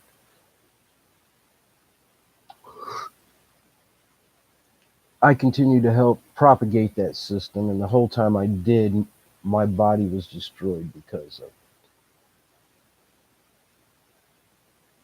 it. In that time period, I was in contact with a gentleman who I worked with, who had worked in a nuclear plants, and he was a smoker. And every time somebody would tell him to stop smoking, he would tell them this story. He and a buddy were working in a nuclear plant, and they were assigned to drill holes in an area of the plant that was not contaminated. It had been checked. However, as they drilled holes, they released contamination that was unknown and both breathed. Each day before you left, you're given a chemical scan for radiation, and they both tested positive. His buddy was a non-smoker, giving him hell about smoking all the time. Because he was a smoker, and it's illegal for them to not let him smoke beyond a certain period of time, they had them in decontamination. They allowed him to go outside and have a cigarette. During that time, he coughed, he spit up, and he spit out a loogie. because of smoking. He went back in. The hourly test came. He tested negative. His friend tested positive. They then did a big search. They found his loogie in the yard and had to do an actual chemical cleanup with suits and everything to pick up his loogie. The other gentleman had to undergo a chemical treatment to push that stuff through his body and out his urine before he could be released to go home. That man developed several cancers and died within 2 years. He tells that story every time somebody cusses him for smoking. So, yes, when something is revealed to you that is a curse in your life, that you need to deal with it, that you can be freed from that particular thing or that particular slavery, we need to take advantage of it and head for it. I was delivered from it once. I walked away for 6 years and didn't even touch it or want one. And then I went back to it. I did it again for 3 years. Boom, went back to it. I went in 2 years. Boom, went back to it. 2 months, 6 months. Then the last time I went 10 years and didn't want a cigarette. Started through the divorce process, sitting rain, feeling miserable and sick, just weeks away from having felt like I was going to die. And I picked it up again. It helped my physical time for what I needed during that period. But I had the mental capacity thinking I had control over something. And I've been taught I didn't.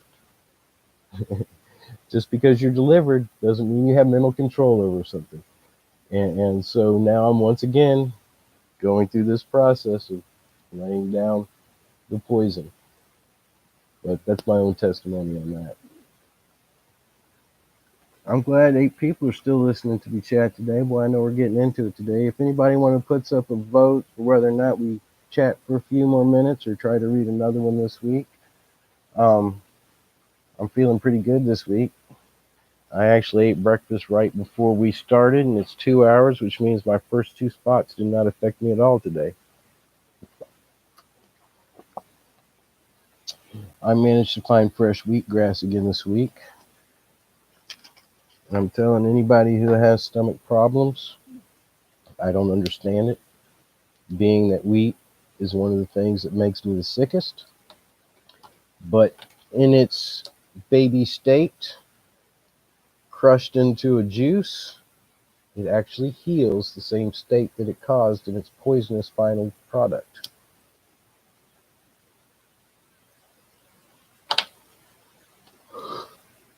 When we had the farm for 10 years, my kids ground wheat each week, and we always bought organic red wheat because we knew it was the purest wheat. And I couldn't eat bread all the time, but I could eat a couple sandwiches a week. 2 years ago, when I moved back to Florida, 2.5 years ago now, um, I would occasionally, once or twice a month, eat a sandwich with my mother, and I was just continually getting worse. Of course, she bought regular bread. And so it may not particularly be all wheat, but there's definitely something involved in the new wheats.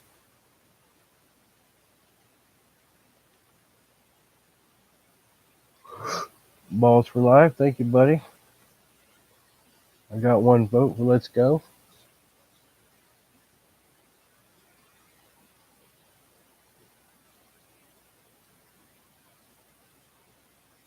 I met a guy.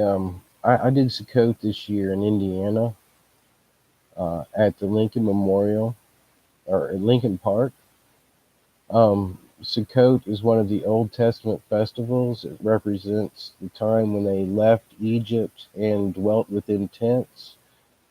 It's also the representation of God coming down and dwelling with man during that time as a pillar within the wilderness, and is the sign of Christ coming and dwelling with man within the tent of physical flesh. I use the word Jesus right now. It can be Yeshua. It can be, anyways, the reference to the Christ coming and dwelling within the flesh. Um,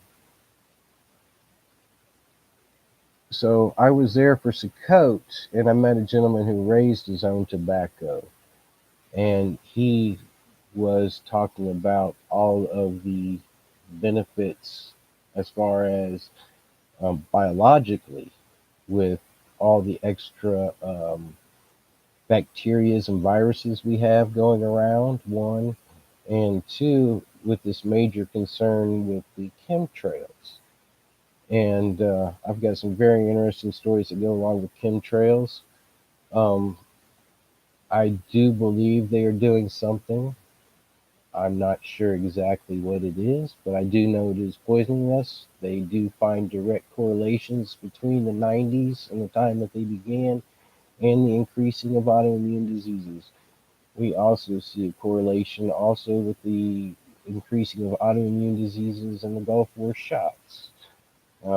So there are, I believe, a direct attack on the human system from many different angles. Um, I do believe there is a real physical war coming back to this earth that they need us weak for, and it's not just amongst our brothers. Um,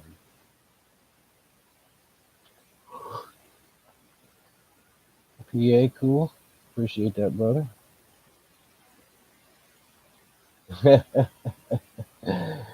Your average girl, cool deal. All right, we got, I think, enough people, over half of us that are still listening, so I'll continue on with the next tablet here.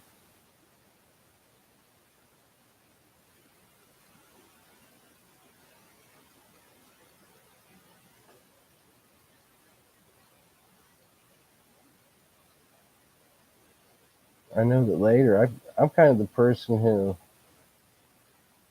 I can't always make live broadcasts because so many things interrupt them. But I know when I have an hour or two later to sit down, or even 3 or 4 in the afternoon, and listen to something as I work. And for some of you guys whose shows I watch during the day while I work in another man's house. My shop's in his house, and he has customers go and go, and I have to either mute or such and such during different periods of time because some conversations upset people. But most people live within a box that they don't want to get out of. They just want to die in that box. And the Bible and all scriptures refer to them as the sheep. It's not our job to beat the sheep. Not all sheep are shepherds. There's clearly prophets, priests, kings, and other orders that are given, judges, advocates. Uh, I mean, it's all an ordered structure. Um, the Creator created everything with order. That's one thing he was countermanding was the chaos. Um,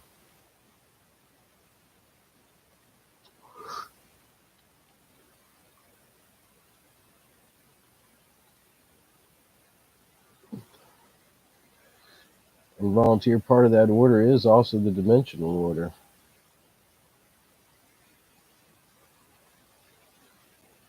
And the forces on this earth use symbols, sigils, and things, one, to identify their authority, and two, to identify their order.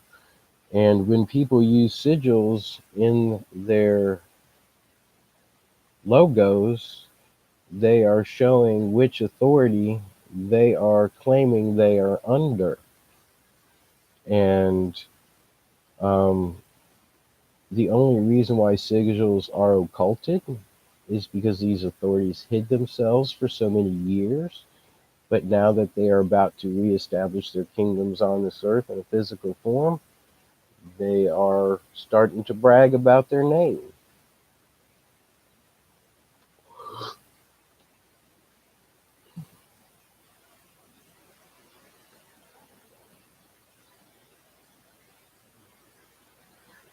10th tablet, we're going to have the mystery emissary appearing to Enki in a dream or vision. I love mystery emissaries because they are the ones that the Creator remains from the order above man, the higher orders, and brings to earth. These orders also have something we know as the Order of Melchizedek within it, which is a higher order of priesthood. There's a physical priesthood on earth under each order. Each order taught its method of wanting to be worshipped.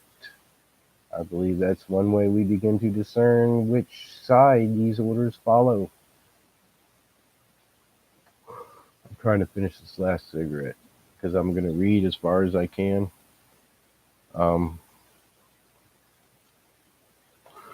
going to try to let it be self-explanatory. Everybody's starting to get the rhythm of the story and how it speaks. That's the hardest thing I think of these old ancient writings is it's almost like we're speaking English in a foreign language. Well, we are speaking English in a foreign language.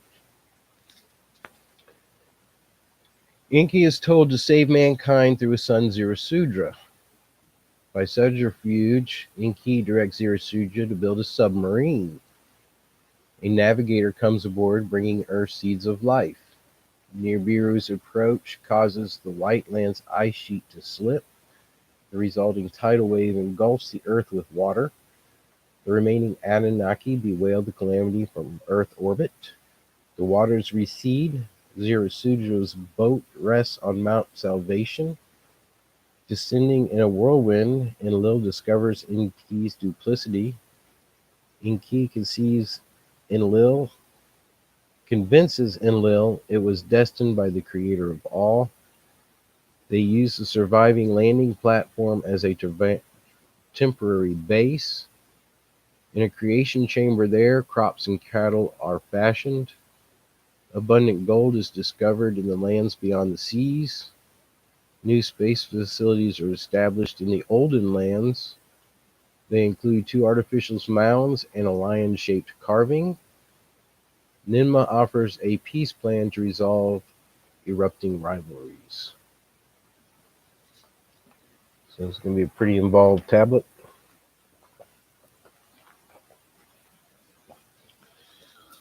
I can't wait till me and my buddy can start doing a few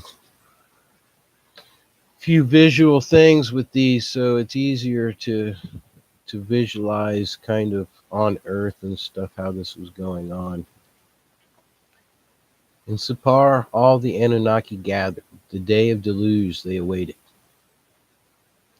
It was at that time, as the attention of awaiting was mounting, that Lord Enki, asleep in his corners, had a dream vision.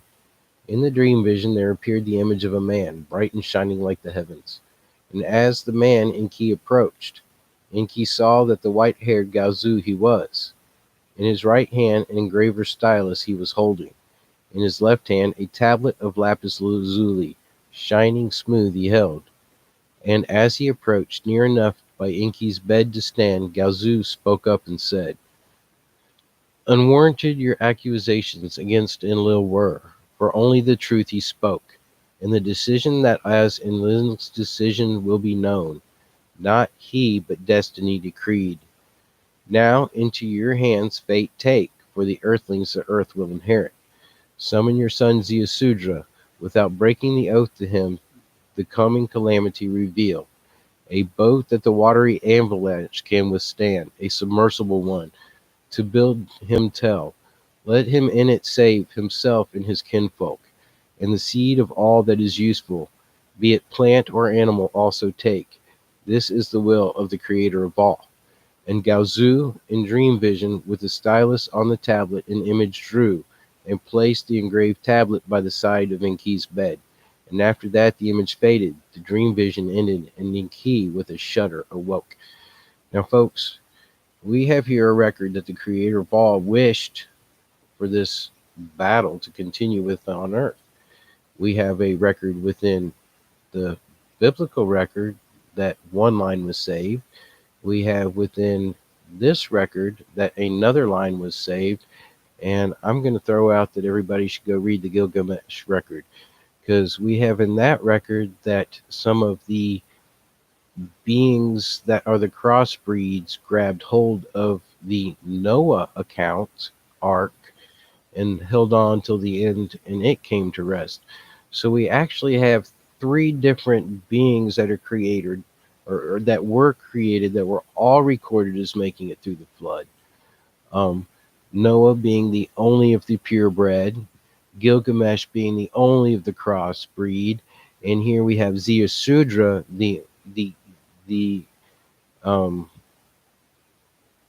uh okay, he is a crossbreed, but a different type of crossbreed, one of the celestial line, or the inherited line. Um, uh, the Gilgamesh coming from uh, eh, we'll read his record later, but he comes out of the same groupings, but he comes like the one that comes from the concubine. Um, oh, maybe somebody can remember and throw that in there. Um, Let me catch up. Let him in it save himself and his kinfolk, and the seed of all that is useful, be it plant or animal, also take. That is the will of the Creator of all. And Gaozu in the dream vision, with the stylus of the tablet an image drew, and placed the engraved tablet by the side of Enki's bed. And after that the image faded, the dream vision ended, and Enki with a shudder awoke. In his bed Enki for a while lying remained. With wonder the dream vision he pondered. What was there of the meeting? What omen did it hold? Then, as off his bed he stepped, to, and behold, there was the tablet. What in a mere dream vision he had seen now by his bedside materially was. With trembling hands the Lord Enki the tablet picked up. A design of a curious shaped boat upon the tablet he saw. By the tablet's edge measuring markings there were, the boat's measures indicating.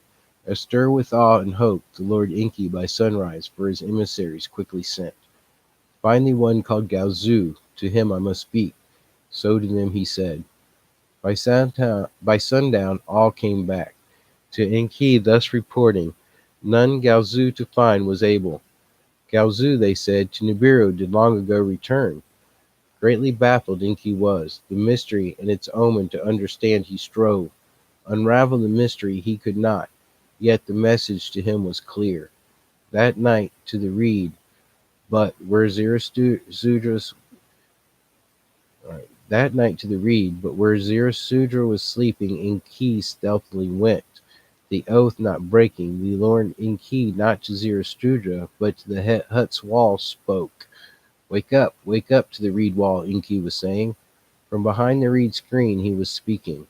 When Zarathustra by the word was awakened, to him Enki from behind the reed screen said, reed hut, to my words pay attention, to my instructions heed pay.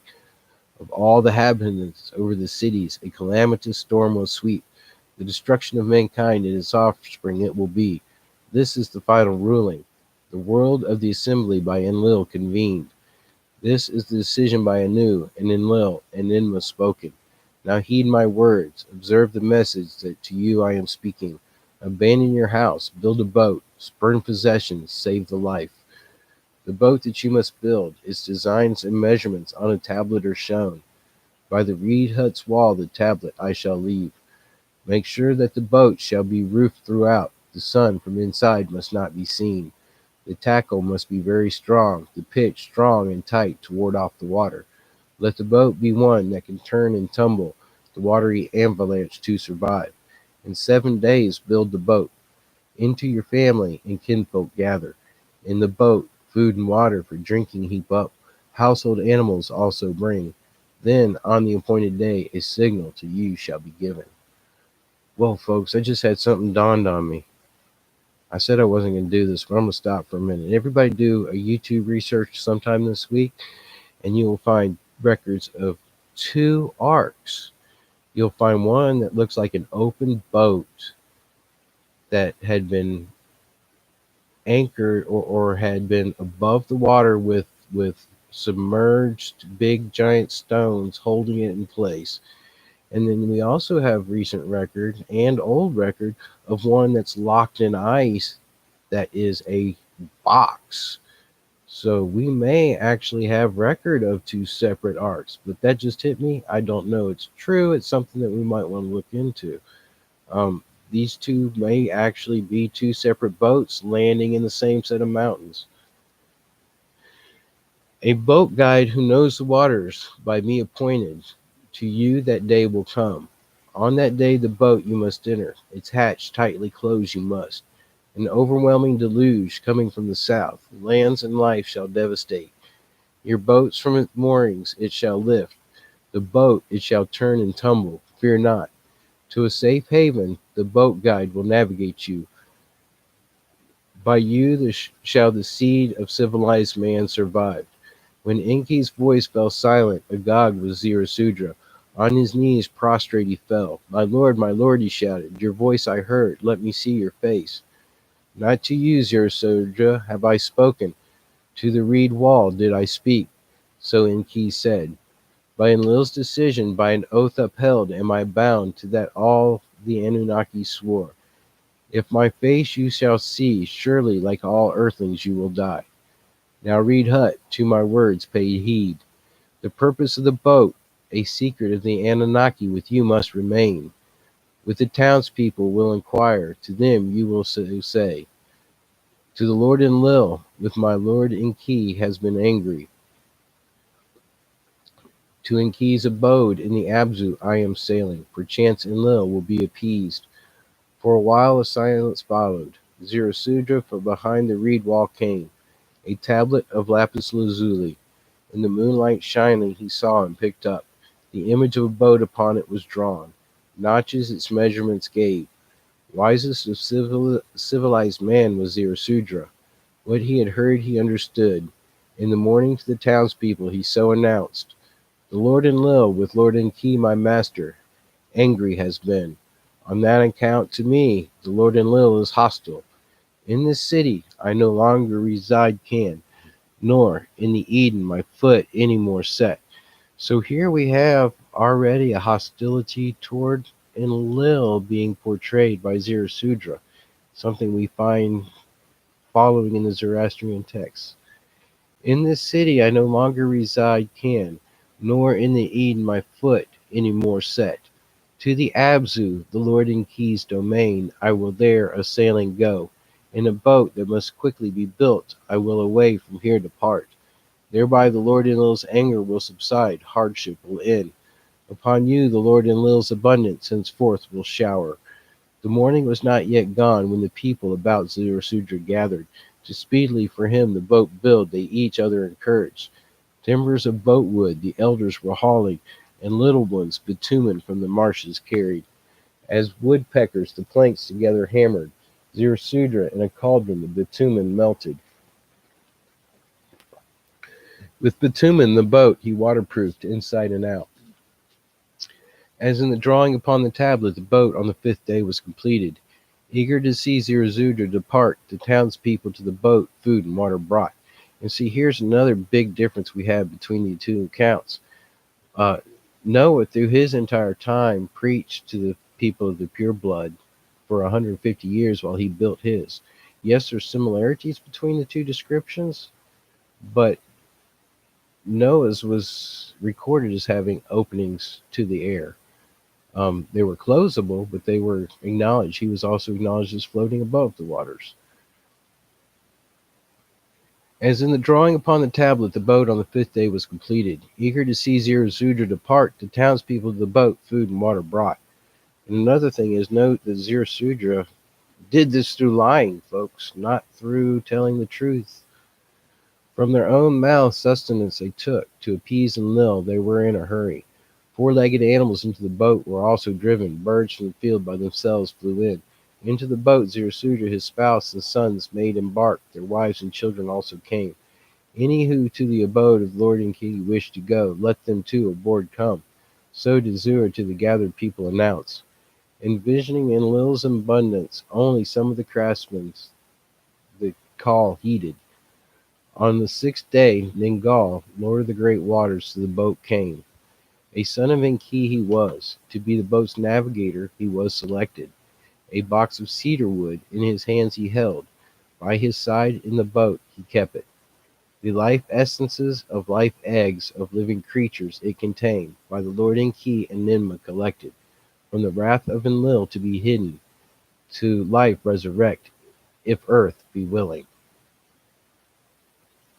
So did Ningal and Zirasudra. So did Ningal to Zirasudra explain. Thus were all the beasts by their twos in the boats hidden. Now Ningal and Zirasudra in the boat, the arrival of the seventh day awaited. In 120th Shar was the deluge awaited. In the 10th Shar, in the life age of Zirasudra, was the deluge forthcoming. In the station of the constellation of the Lion was the avalanche looming. Now this is the account of the deluge that over the earth swept. Okay, I want to make a real quick point that we have now the constellation of the Lion being recorded. We have the record of the Sphinx facing the sign of the lion about 12,000 years ago. Um, we also have record that this flood possibly happened at 12,000 years ago. Um, I think there's a lot of links that are built in, and that's some of these different stories. Now, this is the account of the deluge that over the earth swept, and how the Anunnaki escaped, and how Zirasuda in the boat survived. For days before the day of deluge the earth was rumbling, groan as with pain it did. For nights before the calamity struck, in the heavens Nibiru as a glowing star was seen. Then there was a darkness in daytime, and at night the moon, as though by a monster, was swallowed. The earth began to shake. By a net force before unknown, it was agitated. In the glow of dawn, a black cloud arose on the horizon. The morning light to darkness changed, as though by death's shadows veiled. Then the sound of a rolling thunder boomed. Lightnings the skies lit up. Depart, depart, Itu to the Anunnaki gave the signal. Crouched in the boats of heavens, the Anunnaki the heavenwards were lofted. In Shurabunk 18 leagues away, the bright eruptions by Ningal were seen. Button up the hatch, Ningal to Zirasudra shouted. Together the trapdoor that the hatch concealed they pulled down. Watertight and closed completely was the boat. Inside riot a ray of light. Inside riot a ray of light penetrated. On that day, on that unforgettable day, deluge with a roar began. In the white land, at the earth's bottom, the earth's foundations were shaking. Then, with a roar to 1,000 thunders equal, off its foundation the ice sheet slipped. By Nibiru's unseen net force it was pulled away into the South Sea crashing. One sheet of ice into another ice sheet was smashing. The white land's surface, like a broken eggshell, was crumbling. All at once a tidal wave arose. The very skies was a wall of waters reaching, a storm its ferocity never seen before. At the earth's bottom began to howl, its winds the wall of water driving. The tidal wave northward was spreading. Northward was the wall of waters onrushing. The Abzu lands it was reaching. Therefrom toward the settled lands it traveled, the Eden it overwhelmed. When the tidal wave, the wall of waters, Sherbrooke reached, the boat of Zirasudra, the tidal wave from its moorings lifted, tossed it about like a watery abyss, the boat it swallowed. Though completely submerged, the boat held firm, not a drop of water into it did enter. Outside the storm's wave, the people overtook like a killing battle. No one his fellow man could see. The ground vanished, there was only water. All at once on the ground stood by the mighty waters away was swept. Before day's end, the watery wall, gathering speed, the mountains overwhelmed. In their celestial boats, the Anunnaki, the earths were circling. Crowding the compartments against the outer walls they crouched. What was happening upon the earth down below to see they strained. From the celestial boats in which she was, Ninmah, like a woman in travail, cried out, My create my created, like drowned dragonflies in a pond the waters fill. All life by the rolling sea wave away was taken. Thus did Nineveh cry and moan. And Nana, who was with her, also cried and lamented. Everything down below, all that lived, was turned into clay. Those who have and believe in a mud flood, I believe that one of the mud floods was part of this. Um,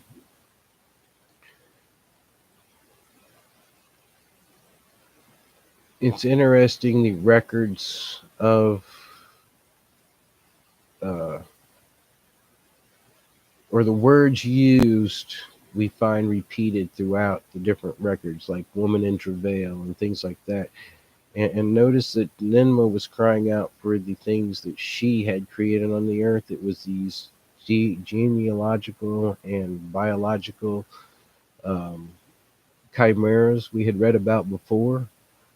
Um, so um, just keep that in mind. Remember also that a lot of what they did out of the clay was made, and they were being returned to the clay. This is one of the laws of the Creator. Thus did Ninmah and Inanna weep. They wept and eased their feelings. In the other celestial boats, the Anunnaki, by the sight of the unbridled fury, were humbled. A power greater than theirs, they with awe those days witnessed. For the fruits of the earth they hungered, for fermented exiliar they thirsted. The olden days, alas, to clay have turned. So to each other the Anunnaki said, after the immense tidal wave that over the earth swept. The sluices of the heaven opened, a downpour from the skies upon the earth was unleashed. For 7 days the water from above with the waters of the great below were mingled. Then a wall of water, its limits reaching its onslaught, ceased. And we have in Noah's record the beginning of the water floods, the raining. So with the mud flood, we have also a second downpouring flood, which is recorded. So while this all may be considered Noah's flood or a great flood, I believe these were also repeated in some later floods, but not all together like this one was.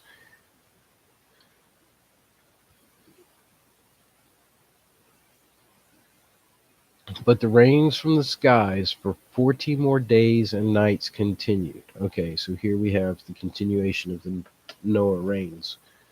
From the perches the Anunnaki looked down. Where there were dry lands now was a sea of water, and where mountains once the heavens their peaks raised, their tops were like islands were in the waters. And all that on the dry land was living in the avalanche of waters perished. Then, as in the beginning, the waters to their basins were gathered, waving back and forth. Day by day the water level came lower. Then, 40 days after the deluge over earth swept, the rains also stopped. And for 40 days Zirasudra's boat after the 40 days Zirasudra's boat hatch opened, his whereabouts to survey.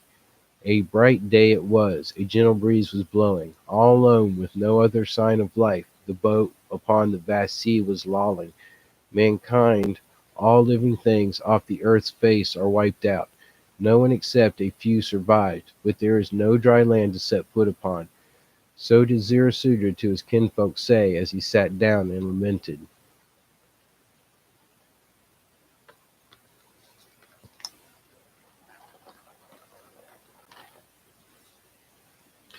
At that time Ningal by Enki appointed the boat toward the twin peaks of Ararat directed. A sail for her he shaped, toward the mount of salvation he the boat guided. Impatient Zirasudra was, birds that were on board he released, to check for dry land, for surviving vegetation, to verify he sent them. He sent forth a swallow, he sent forth a raven, both to the boat returned. He sent forth a dove, with a twig from a tree to the boat it returned. Now Zirasudra knew that dry land from under the waters had emerged. A few more days and the boat by rocks was arrested. The deluge is over, the mount of salvation we are. So did Ningal to Zirasudra say. Opening the watertight hatch from the boat, Zirasudra emerged. The sky was clear, the sun was shining, a gentle wind was blowing. Hurriedly upon his spouse and children he came out, called. The Lord Enki, let us praise, to him thanks give. To them Zirasudra said. With his sons stones he gathered, with them an altar he built. Then a fire on the altar he lit, with aromatic incense he made a fire. A ewe lamb, one without blemish, for a sacrifice he selected. And upon the altar to Enki the ewe lamb as a sacrifice he offered.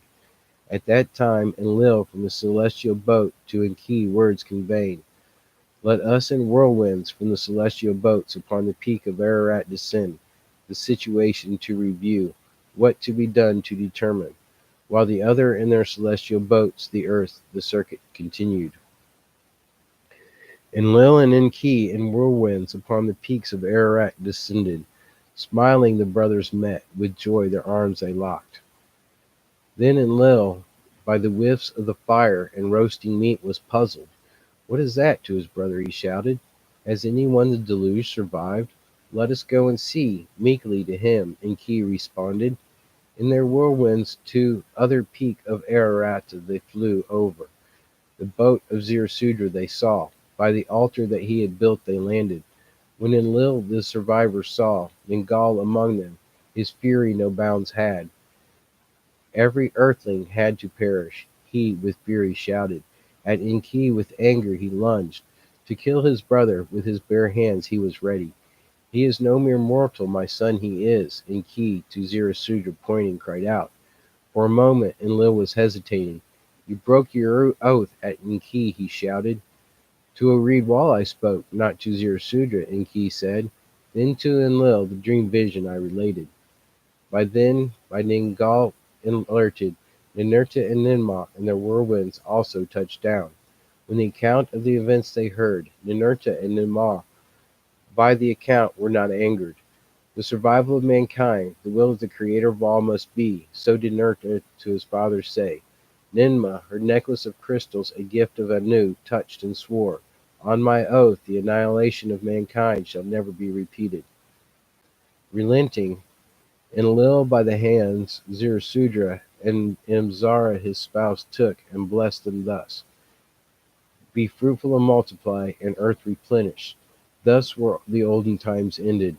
Now this is the account of how survival on earth was restored, and how new source of gold and other earthlings beyond the oceans were found. It was after the encounter at Ararata that the waters of the deluge to recede continued, and the face of the earth gradually from under the waters was showing. The mountain lands were mostly unscathed, but the valleys under the mud and silt were buried. From the celestial boats and from the whirlwinds the Anunnaki the landscape surveyed. All that in the olden times in the Eden and the Abzu had existed under the mud was buried. Eridu, Nibiru Ki, Shurabak, Sirapal, all gone, completely vanished. But in the Cedar Mountains the great stone platform in the sunlight glistened. The landing place, in the olden times established, was still standing. One after another the whirlwinds upon the platform landed.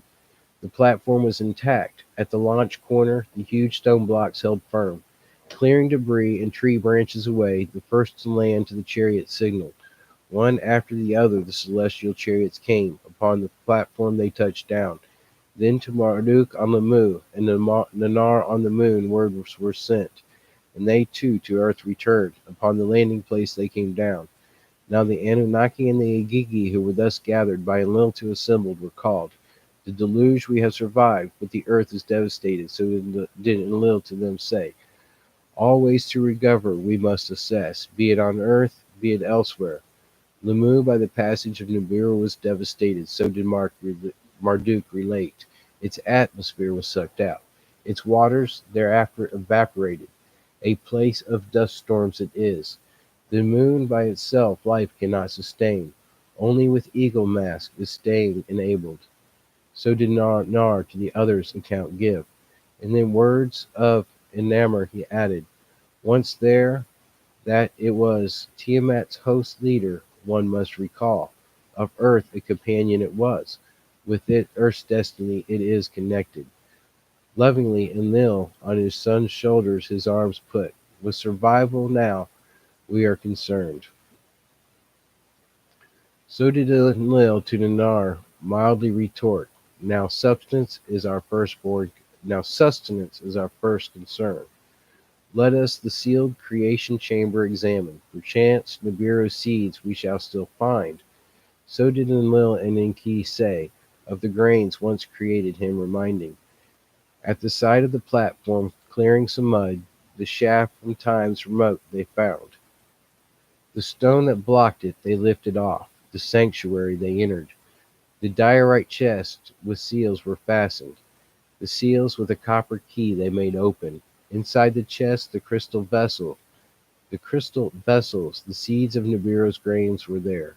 Once outside, to Ninurta and Lil the seeds gave, to him he was the saying, Go the mountainside terrace, let the grains of Nibiru once again bread provide. In the cedar mountains, on the other mountains too, Ninurta waterfalls dammed, terraces constructed. The eldest son of Zirasuda to raise crops he taught, to Ishkur his youngest, and Lil another task assigned. Where the waters have receded, go, and the remaining fruit-bearing trees find. To him all fruit cultivator, Zirasudra's youngest son, was assigned. The first fruit they found, the vine, that by Ninmo was brought it was. Of its juice, as the Anunnaki's elixir renowned, Zirasudra took a sip. By one sip and then another, Zirasudra was overpowered. Like a drunkard, he fell asleep. Ah, so the wine vine is an Anunnaki gift. I think it's interesting that we have here a record of all the gods coming down back upon Mount Hermon again. Um, we have a record in the Greek and the Roman of the gods gathering on the mountain of the north, or Olympus, which some equate to Hermon. We have here once again the releasing of the different vegetative life and animals that were bred with the Anunnaki essences being released upon the earth. Now, remember, these are ones saved by Zirasudra. We have record of ones that were originally on the earth being saved by another person, which is the reason why I believe we have two separate accounts here.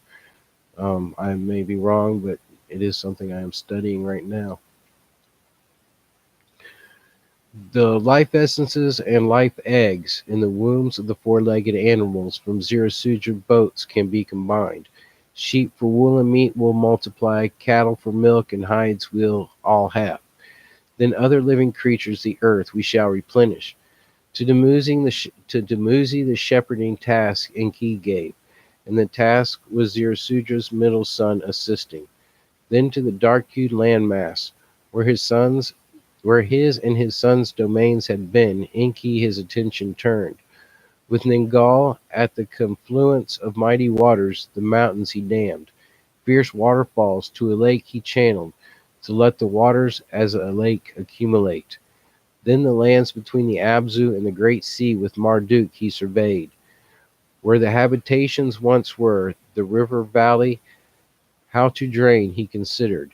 At midstream, where the river's waters cascaded, an island from the waters he raised.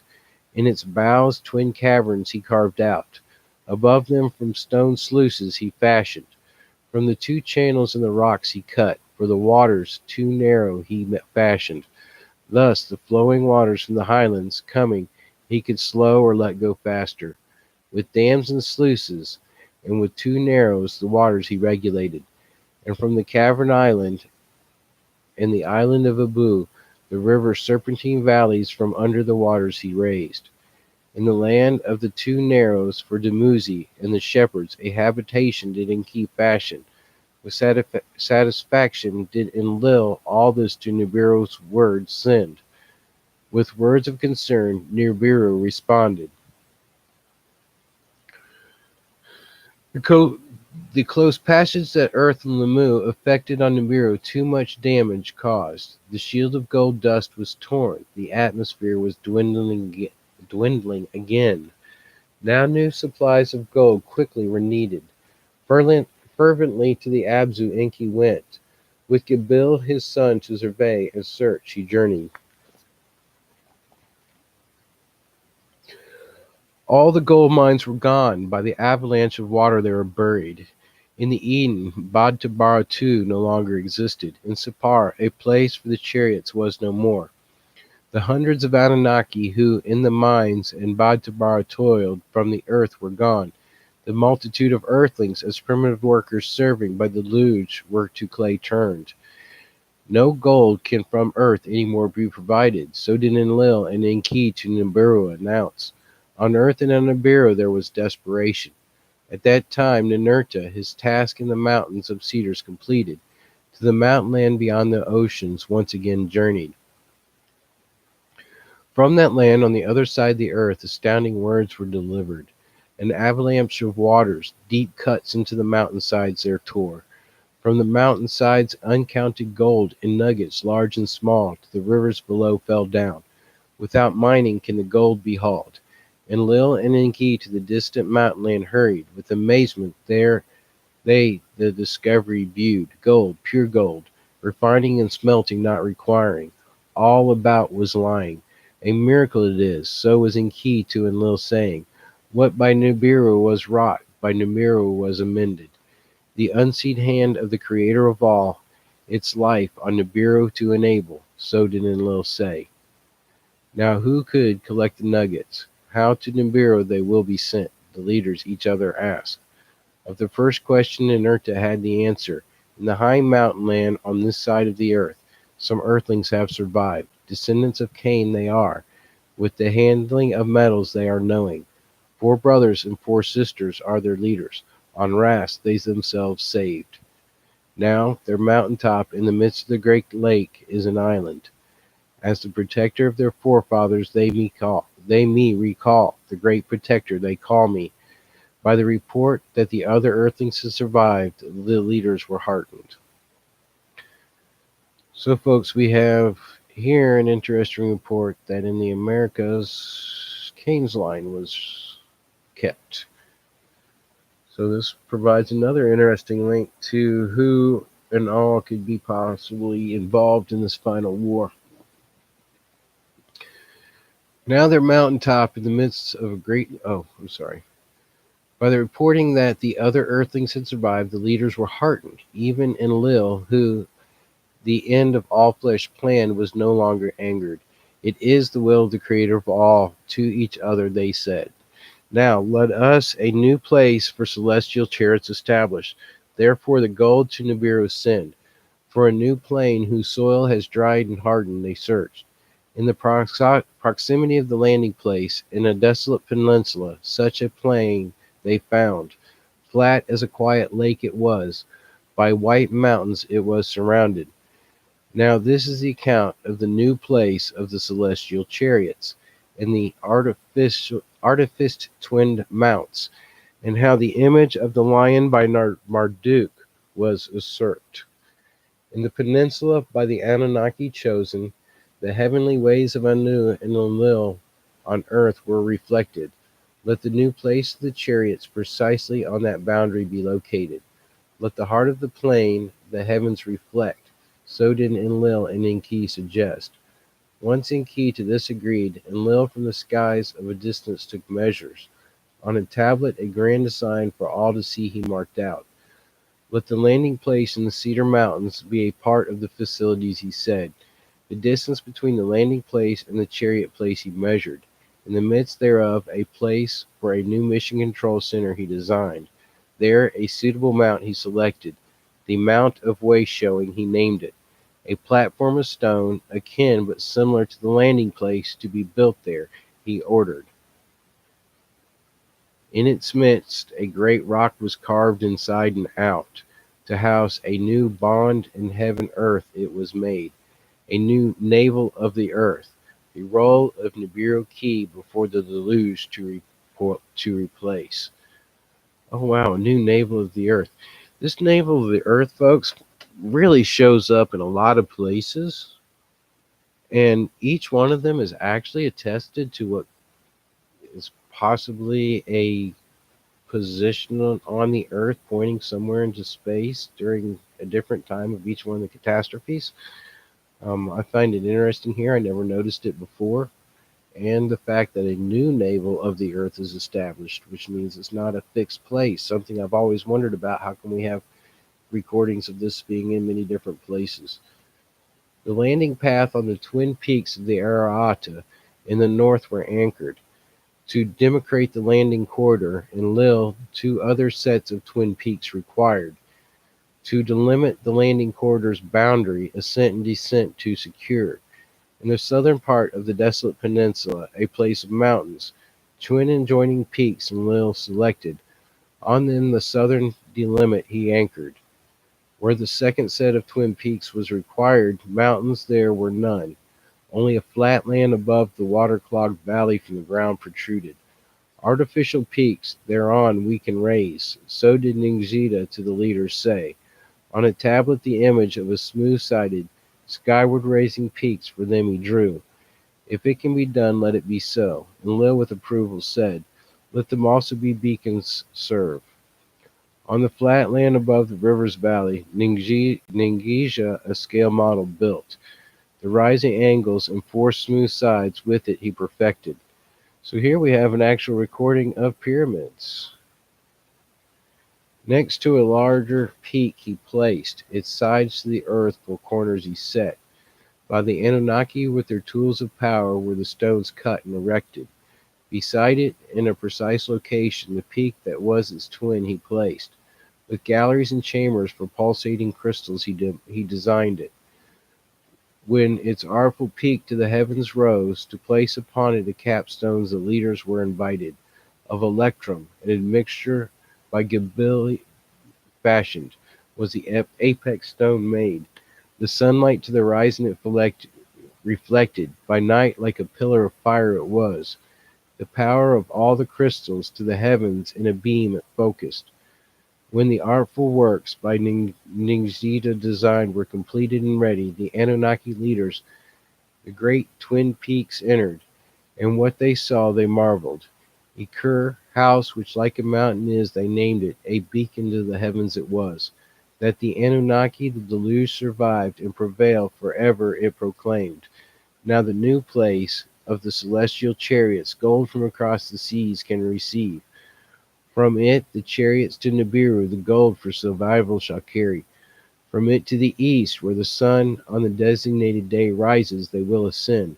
To it to the southwest, where the sun on the designated day sets, they will descend. Then Enlil by his own hand the Nibiru crystals activated. Inside, eerie lights began to flicker. An enchanting hum the stillness broke. Outside the capstone all at once was shining, brighter than the sun it was. The multitude of assembled Anunnaki a great cry of joy uttered. Ninma by the occasion moved, a poem reciting and sang. House that is like a mountain, house with a pointed peak. For heaven to earth it is equipped, the handiwork of the Anunnaki it is. House bright and dark, house of heaven and earth. For the celestial bloats it was put together, by the Anunnaki built. House whose interior with a reddish light of heavens glows. A pulsating beam that is far and high reaches it emits. Lofty mountain of mountains, great in lofty fashion, beyond the understanding of earthlings it is. House of equipment, lofty house of eternity. Its foundation stones the waters touch. Its great circumference in clay is set. Okay, interesting because the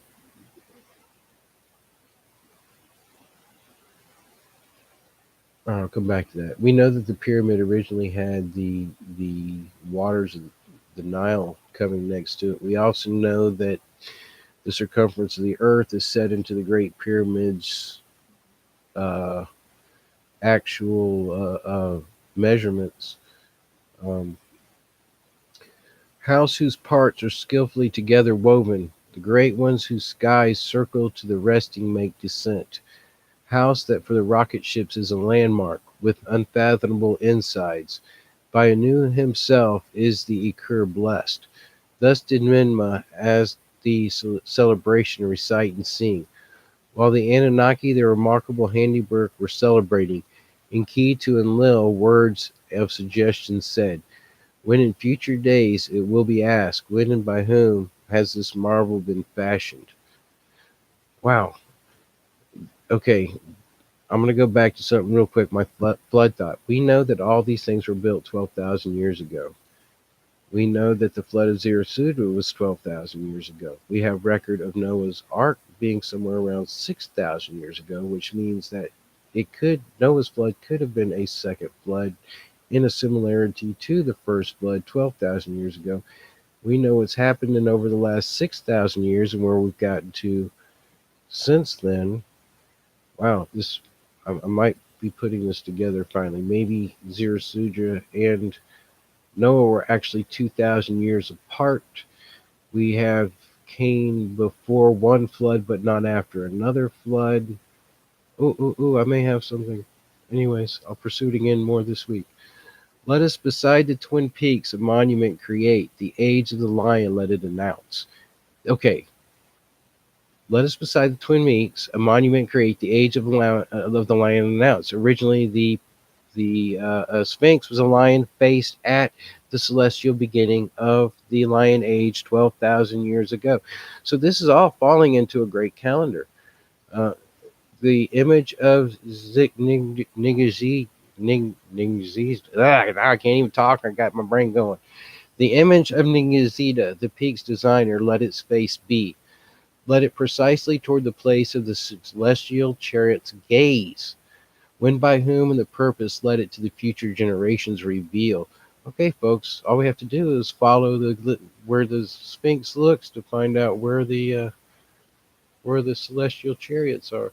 When, by whom, and the purpose, let its to the future generations reveal. So did Enki to Enlil suggest. To the words Enlil consented, and to Enki said, Of the place of the celestial chariots, Utu must again and the commander be. Let the gazing lion precisely eastward facing, with Ningizida image be. Oh, so we knew whose face was on the lion. When the work to cut and shape the lion from the bedrock was proceeding, Marduk to his father Enki words of agreement said, To dominate the whole earth to me did you promise. Now command that and glory to others are granted. Without task or dominion I am left. In my erstwhile domain are the artificed mounts situated. On the lion the image mine must be. By the words of Marduk, Ninguzida was angered. The other sons were also annoyed. By the clamor for domains, Ninurta and his brothers were also aroused. Lands for themselves and devoted earthlings everyone was demanding. Let not the celebration a contest become. Ninma amidst the raised voices shouted, The earth is still in havoc. We Anunnaki are few. Of the earthlings there are only survivors. Let Marduk, Ninguzida, of the honor not deprive. Let us Marduk's words also heed. So did Ninma the peacemaker to the contending leaders say. For peace to prevail, the habitable lands between us shall be apart set. And Lil to Enki said, To make the peninsula an uncontested divider they agreed. To the peacemaker Ninma it allotted.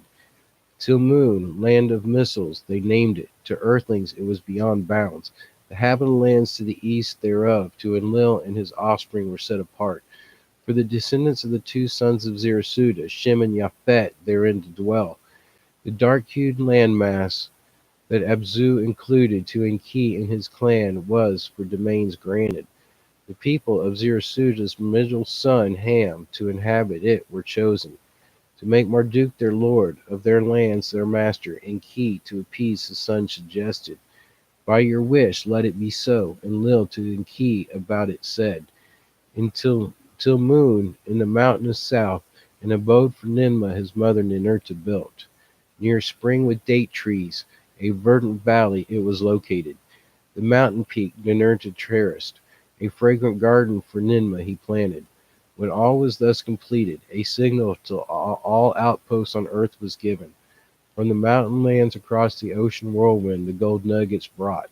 From the place of the celestial chariots to Naboo the gold was lofted.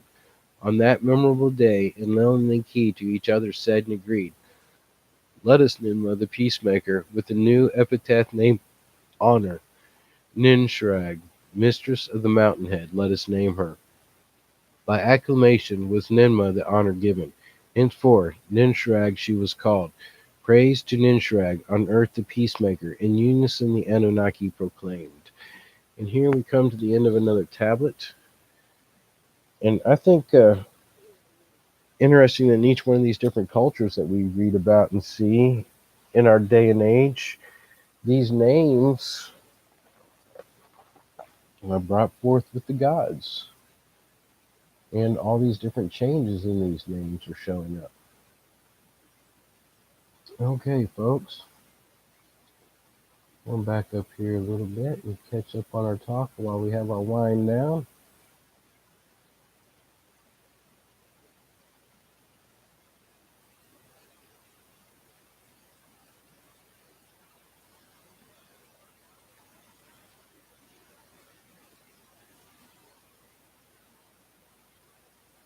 Candy Wallace was the last person I noticed came in. Said hi to.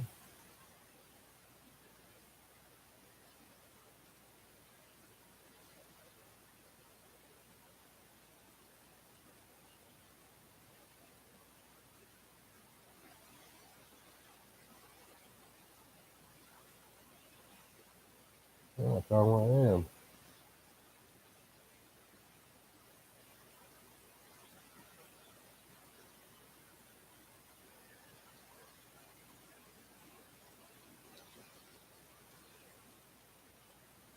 And I'm going to catch up on volunteer agriculture's comments because they do apply very well with this fourth dimension thing. And something I've talked about before in one of our earlier discussions, um,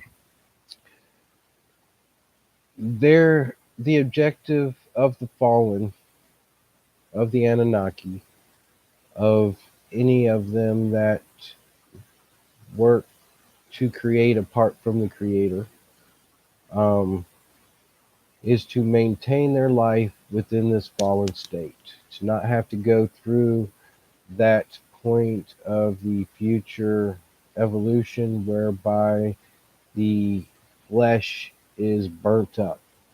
Um, in trying to do that, they're using and trying to break into that other dimension of time and space and create a false life form that they can indwell that doesn't have to have God. That's the only reason I believe in the AI.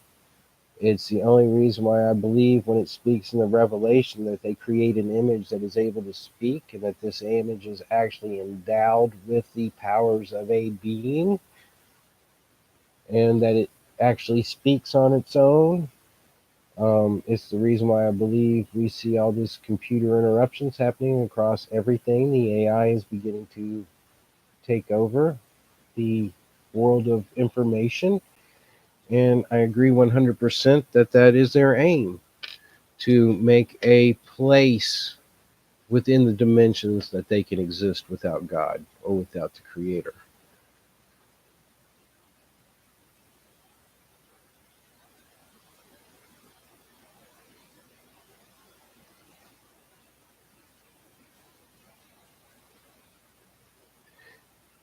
Yeah. I'm really starting to wonder if we're having two accounts of one flood and then a 6,000 year kind of dividing of lines, or if we have that one big flood because of that crossing, then 6,000 years later, which is another crossing, we have Noah's flood. It was why we have recording of more of the Anunnaki being gone. Because it sounds to me like after this flood that's described, the crossbreed, a clear Anunnaki crossbreed with human, is the one leading society. Whereas in Noah's flood, it's all about the one who has none of the crossbred blood in it. Vegan Dolls, thanks for joining in. Thanks for joining us today. Oh, Vegan, I love your humor sometimes. And the Dog Star, interestingly, is one of those systems that is recorded as different races having escaped to. And it is recorded that there are many that come back to tell these things, and not all men listen. So I think it all kind of plays together. And Vegan, I hope you bring good words, and you're a good savior. Bring it to the light.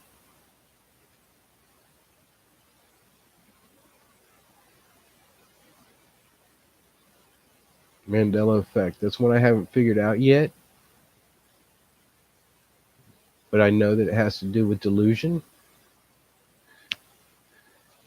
I know it has to do with us thinking we think one way, and because I've had my own experiences with that, but don't know how to interpret it.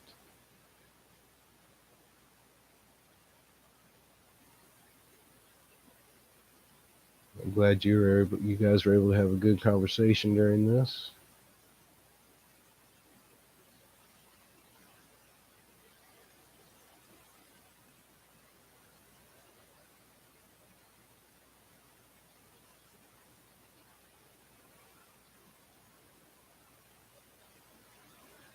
Volunteer, I partially agree with all that. I'm going to go back to Atlantis real quick. It said that the dark magicians of Atlantis were jacking with the powers of time and energy, trying to recreate matter. Very interesting that we may actually have, through our quote unquote scientists or sages or savants, this new awakening of that dark magic. We know that that dark magic is directly connected to the cosmos and to those cosmic beings we were discussing earlier.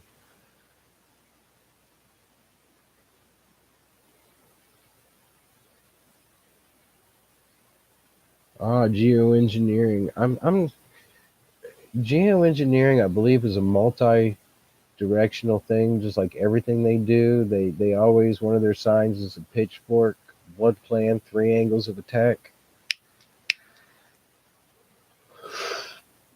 Geoengineering one is kind of like what Nibiru did with throwing the gold into the air. They're trying to disguise to mankind how bad things are getting with the sun, because the sun is our biggest clue of the coming catastrophe.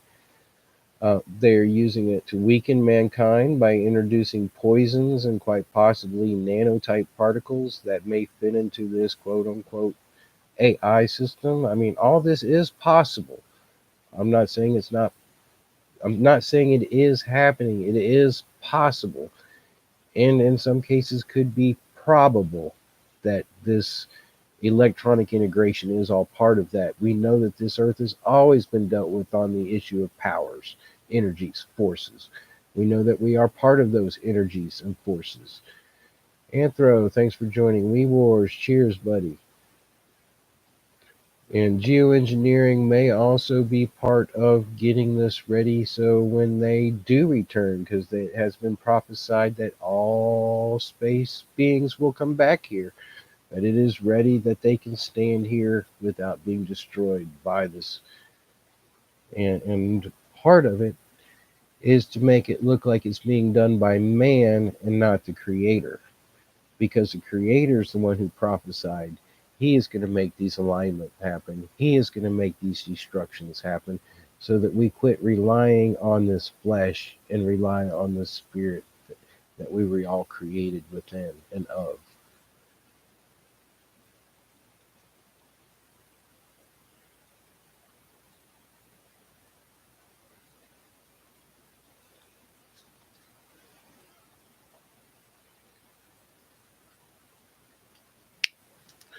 Energy can neither be created or destroyed. It can be consumed, it can be manipulated, and I'm not so sure I agree that it cannot be created or destroyed, because it is clear that Jesus walked as a creator. It is clear that the things he did were creative. It is clear that he was the example that if we walked fully in that creator, we would be creative forces. There are things that are destroyed completely. So we have record in some of the stuff within CERN of disappearing particles. Um, yes, we know by science they do travel between places. So um, I, I I do agree that in our fallen state, or in the state we're in, we don't particularly create, but I do believe within our spiritual state that there is the possibility of creation and destruction. And I believe that's clear, that it also comes through our words. So, how that works, I'm not 100% sure.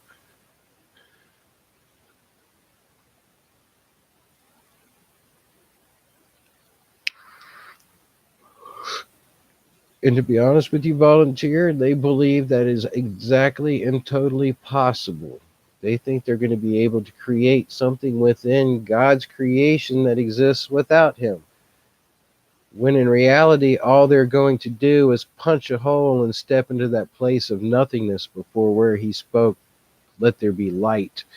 So it's actually a lie and a trick to get them to go to chaos, to go to nothingness, not to really have a place apart from God and still exist. They don't really know what's there. They're being lied to. SOS. Thanks for joining us, King Tut. We know your importance. I'm sorry, Akhenaten Tut's father. Oh, the blanket is the veil. It is the spiritual place between us seeing here and seeing there. Um, the two worlds are still directly connected, the physical and the spiritual. We see that in the reacting of the earth to the spiritual perversion upon it, or the physical perversion of its creation upon it. Um, Once again, we've thrown the baby out with the bathwater. We've said either there has to be material or we have to be in the spiritual.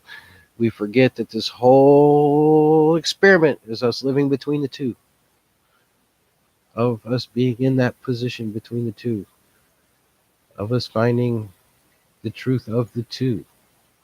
Um, I believe this is what the Gnostics tried to really explore, and a lot of their thought goes into is exploring that position we are between the two.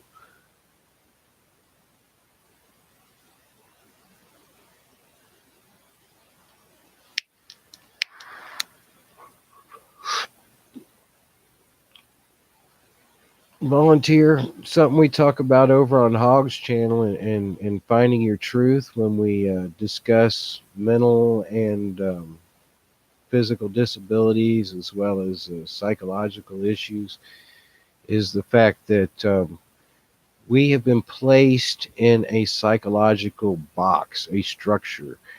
They keep us slaves through words. They define the words, they tell us what they mean, and we then live by those words. Um, our psychology is bound to those words. Um, they try to keep us in fear because that is the easiest for them to control us. Because when we step outside of fear into light, well, we have a higher authority than them. That higher authority tells us to live under the spiritual authorities that are in place and to follow them to the point that they tell us to go against that higher authority. So they're kind of negating, actually, they're trying to take his to themselves. They're trying to say, you do it because of me and not because of him.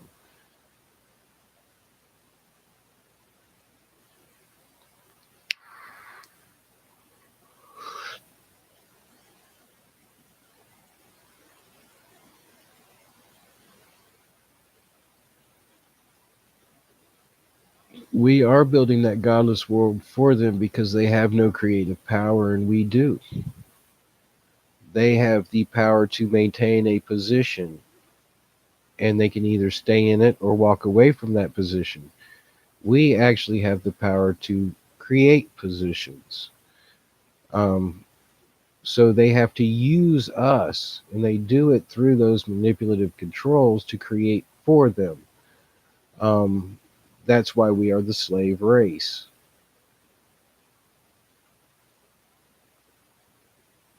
The hive mind and the worker bees that once again goes into the control system, the strings of the puppet, so to speak, or the puppeteer, and how they keep us locked in.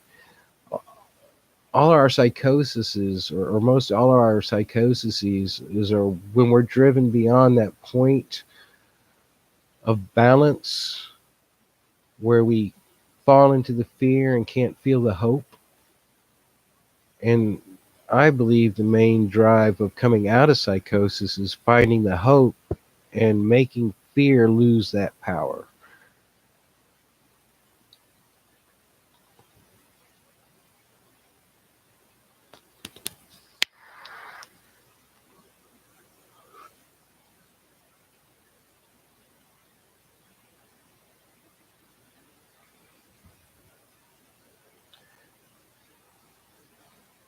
In volunteer agriculture, I'm going to take your matter, antimatter, light, dark one step farther back because before God spoke, He existed. In the nothingness, He existed. In the chaos, and there was no darkness until light. It takes light to have darkness. It takes matter for there to be antimatter. So there existed love, the desire for all creation in nothingness. We're tricked into believing this is a battle of light and darkness so that we hide from the light.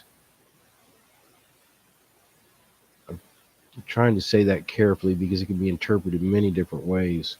I'm trying to make it ultimate existence is going to be, or ultimate judgment is, do we continue to live or do we no longer exist? Is there no more of us to go on? Um, and there's only one that chooses that, the one who brought all of that into existence to start off with. We walked and lived in the light and love side of that as the original created beings in perfect harmony with all the forces, working with every force and every authority, but not over those authorities. Um, some call this, well, no, I'm not even going to name it. The atom, the original atom. Um,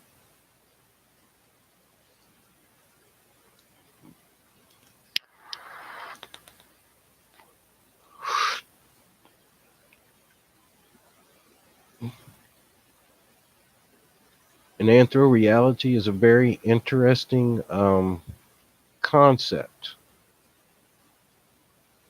um, because reality is connected to the individual experience, and the miracle is not reality as a whole. It's that all of our individual realities fit within that reality of a whole.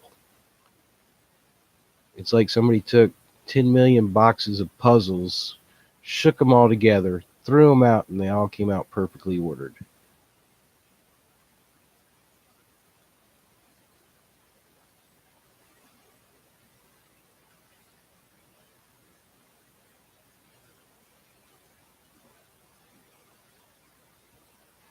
Yes, volunteer agriculture in the realm of matter, that is very true. But when we go into the realm of, okay, a person has an illness within them that has a manifestation of a tumor,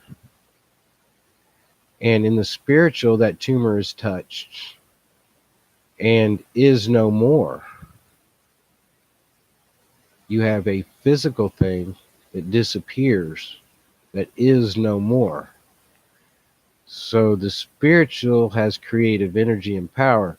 You have a curse that is proclaimed, and there's a person that had no tumor within their body, and now a tumor grows within them that wasn't there. Out of what did it come? That person's body or the curse, the spiritual force.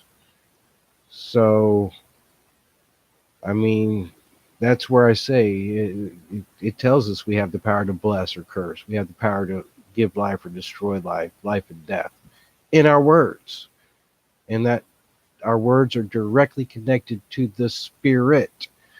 So that's where I still disagree with you. Maybe I, I know that it says the black magicians and even some of the higher magi controlled matter. They were able to physically change matter. And if you watch magicians today who practice some of those arts, it appears matter is physically moved, manipulated, changed, created, destroyed. I mean, I believe we're back to that point where we're breaking those veils, we're breaking that barrier. This is becoming more evident and more clear and more pure.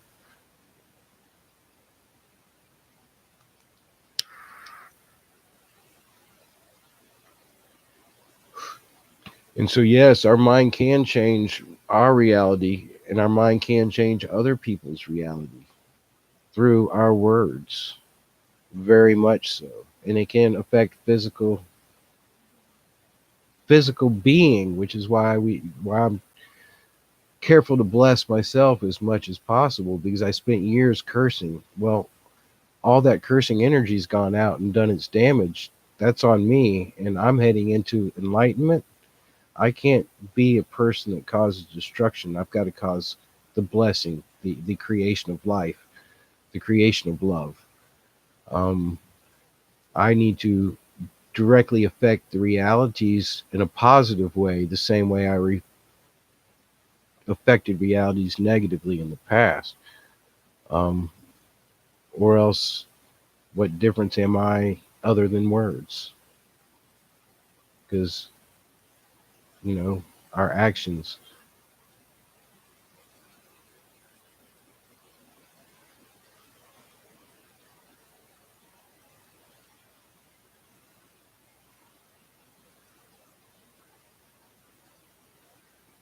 Volunteer agriculture, I'm going to read that word for word because that is almost a perfect nutshell. Teeny 101, thank you for coming in. I'm going to back up to yours in just a second. God equals energy equals love. It says that actually all those things are together as one. So if we're to be God-like or be in the image of God, I'd be love or pure energy. Till then, I'm a broken soul trying to be made whole again and to find its way home. That is the purification cycle. That is the golden age, fall of man, destruction of the earth, the rise of a golden age. That is the pattern that is repeated 6 times and then goes into a final perfection. We are in that point and state that as a created slave race, as what was taken and lowered to a fallen Anunnaki state. And I'm going to say that very carefully because what they messed with was the creator's being. They acknowledge that directly. In that state, and we, and I'd be careful saying we, I'm talking about as a race of humankind, are purposely enslaved in a material container.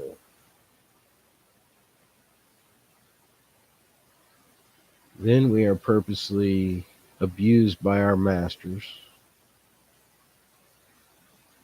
all so that a cosmic war that began 4 billion years ago between their masters and their masters and the creator and his cosmos itself will come to an ending, and the creator himself will come back and make it all new again. They keep us in a broken state to keep us that slave in hopes that we will not make it through that catastrophe into that higher state. Because it says, as creators, we are going to be raised above all the creation of the cosmos. We are going to be as sons and daughters of the Creator, exactly like Him. And they are burned, they are chapped. That is going to happen.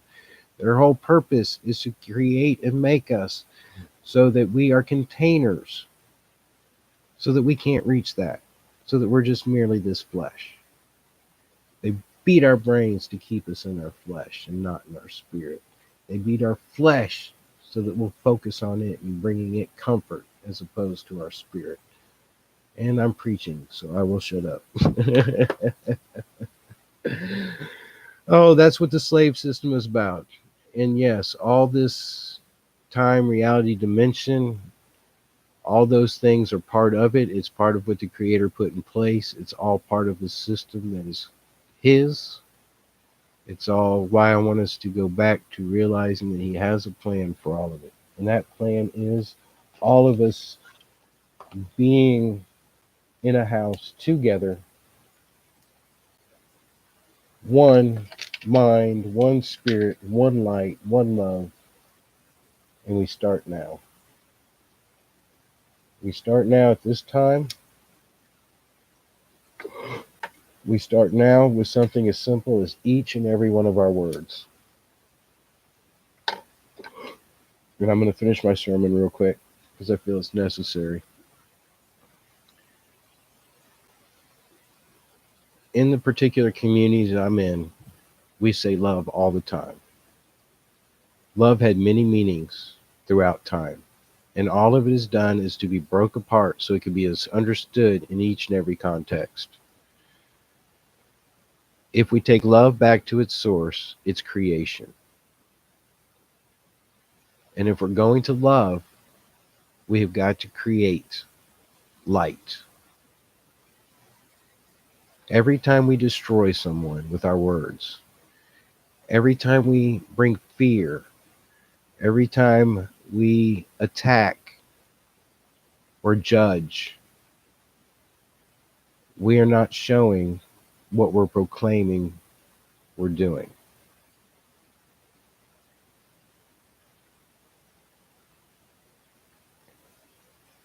And that makes us liars.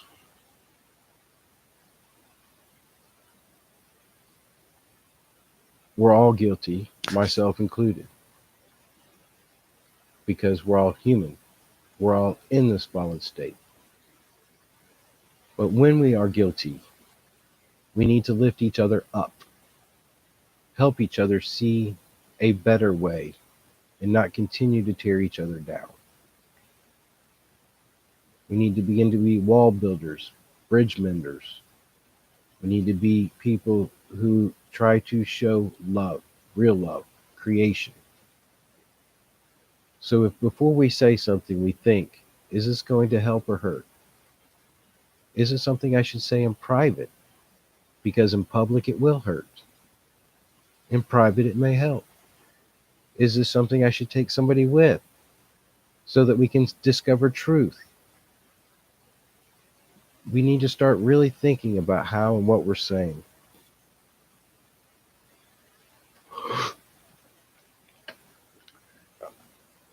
I started this process some time ago.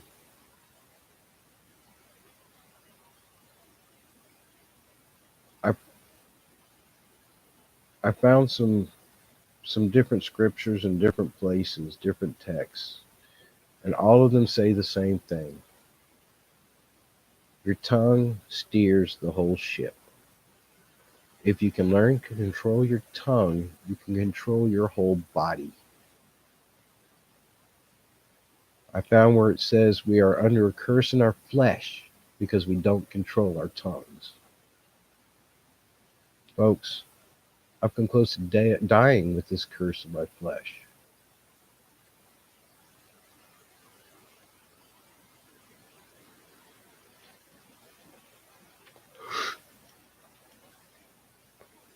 It's time we bring life and let life come back to us. Because as you give life, it builds, it grows. It doesn't tear down, it doesn't destroy, it doesn't burn up. As we give life, we show that we are children of the Creator, because it says we're like our fathers. This story we're reading is about people trying to, within a legal system, take personal control, to rule over slaves, to be masters. That's what this whole thing's about. It's their story before the Creator, their justification for what they've done to us. They say so in the very beginning. Enki says, "This is my attestation. This is my story for what I've done to mankind. This is my defense before the Creator."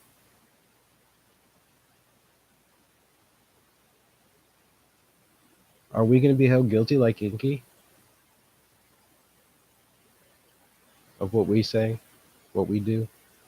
And yes, Teeny, what we eat is important because not everything was given to us as food. Some life has other spirit within it that we don't understand. other life forces within it. And if we take that life force within us, it affects us in our spirit. Blood was to be cooked out of our meat because life force is in the blood. Our life force is what we're to take forward to give to our children. And I guess, like my story before, I'm supposed to say more than I intended to today. I thought about this week, and I kind of overviewed the short forms of what we were going to be reading. I started thinking about the floods because there's obviously many floods throughout history, and yet we all tried to label them as one.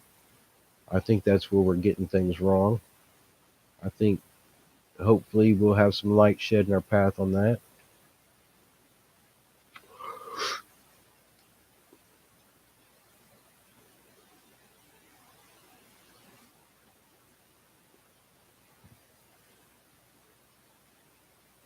Teeny, in the past, I've explained that there's an authority over everything that's created,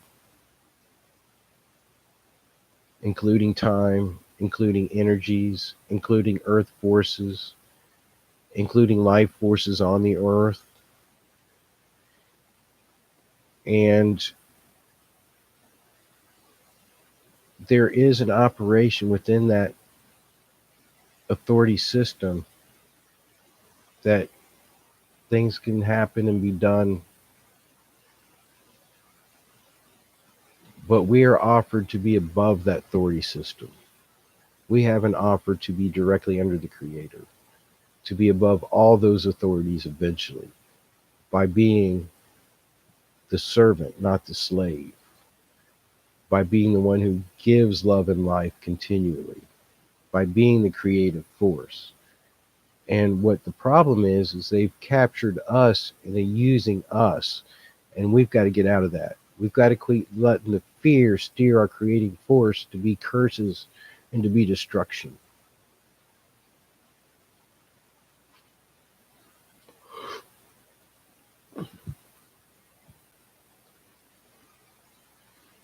Teeny, these kind of discussions, like I was saying earlier, there are people who are specifically meant just to live through this life as a soul container, and we don't understand.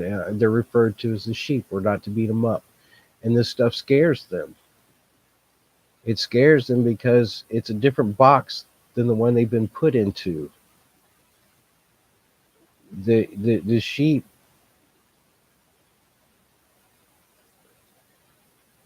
it says we're all sheep that have been led astray. There's some who are never meant to get into these powers, to be directly affected or messed with by these powers. And those are the ones I'm referring to because there are those that are meant as sheep to rise up amongst the sheep, the bigger sheep, the ones that have one eye or two eyes or whatever, as we walk together. It's the reason why we have one shepherd, the Christ, and his spirit. There's only one shepherd. We're all sheep. We're all headed that direction. Now, some of us are meant to understand and know and to be leaders in that pack. Others of us are to just follow along. And that fear has been inbred for generations into mankind. That fear has been bred into us and told that we better not touch it. And yet, throughout all of history, magi and prophets and priests and kings have been raised up.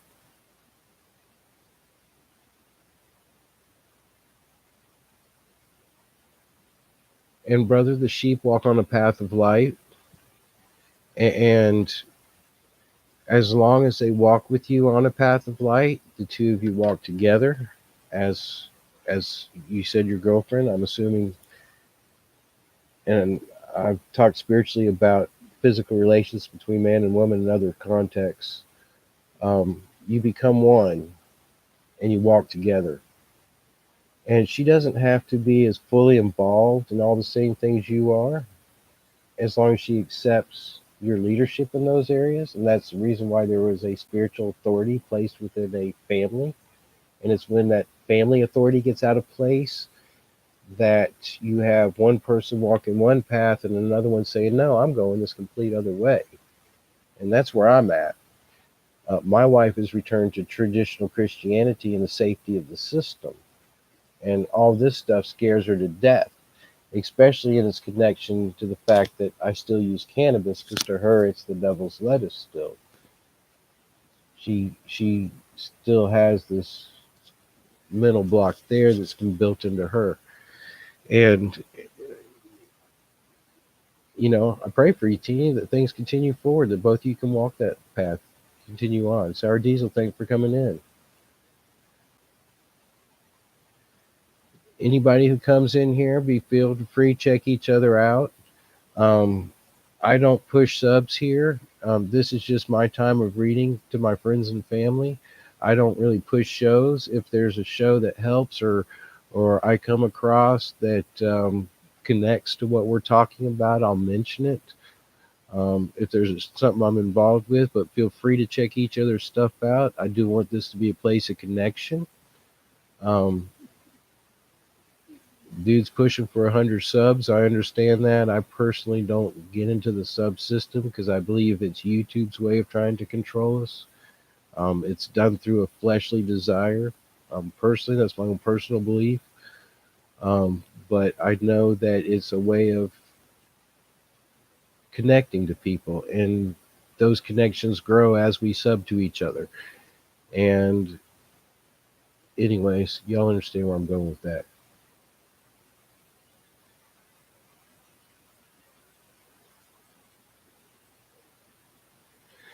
Um, I jokingly say, Teeny, that connection was beaten to me. Um, my dad, through the way he punished me, I would take my pain and go and hide in a spiritual place, and came into contact with a reality that he preached about but had no actual contact with himself. I have seen, as I explained earlier, how a system can judge that particular contact with other life essences around us and its connectivity and judge that as evil. Um, and yet the creator himself be pushing these connections because the creator is the one who's brought me to where I'm at today.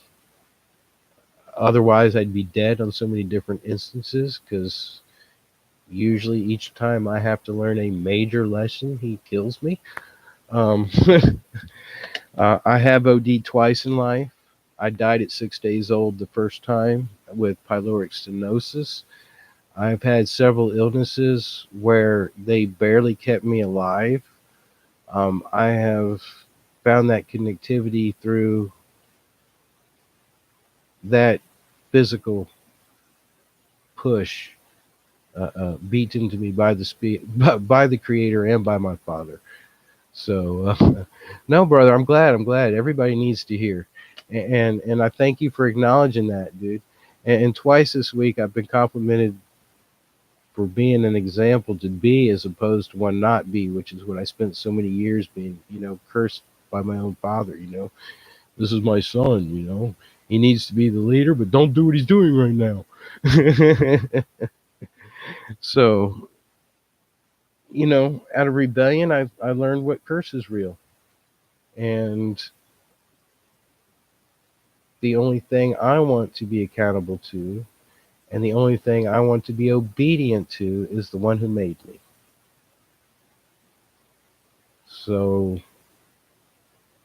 I know my father and mother were part of that, and thereby I had to respect and honor them until they passed as part of the earthly system.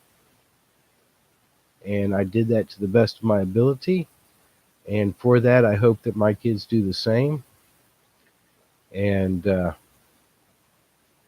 my kids so far are walking the same path I do, not exactly in the same way, but I see how the Creator is guiding them. And that is my only hope as a parent, because you have to release them to be adults, or you're just as much guilty of the control issues of the system, which is, they got a very good example from my other half. My wife is very controlling of them their whole entire lives. And it was rebellion to that that they walked out to live and do as dad does. Which now dad gets that freedom, which is ironic. Oh, Weed Wars, I feel for you, my brother. I've gone both directions, all the way around the gamut. That pendulum swings for a reason. It's the force. It's the force that's released within nature. It's the positive and negative. God's bringing everything to the final resting place of the pendulum when, in a balance of understanding, love rules. Walking away from religion, I walked away from a Christ. I began to look into all the other Christs. I found out all the Christs had the same morality message. Just each one of them came to the point of test and failed, except for one. And only one died for mankind. Now, how that works in a sacrificial and a spiritual essence, that's a whole nother discussion. Um, but because life is in the blood, I'll say that I do believe it had to be that one. Um, Once again, throwing the baby out with the bathwater, I spent 8 years not denying Jesus, but accepting him as another Christ, only to come full circle to realize he is the only fulfilled Christ, the only one that fulfilled every prophetic thing in every text, both in our Bible and outside our Bible.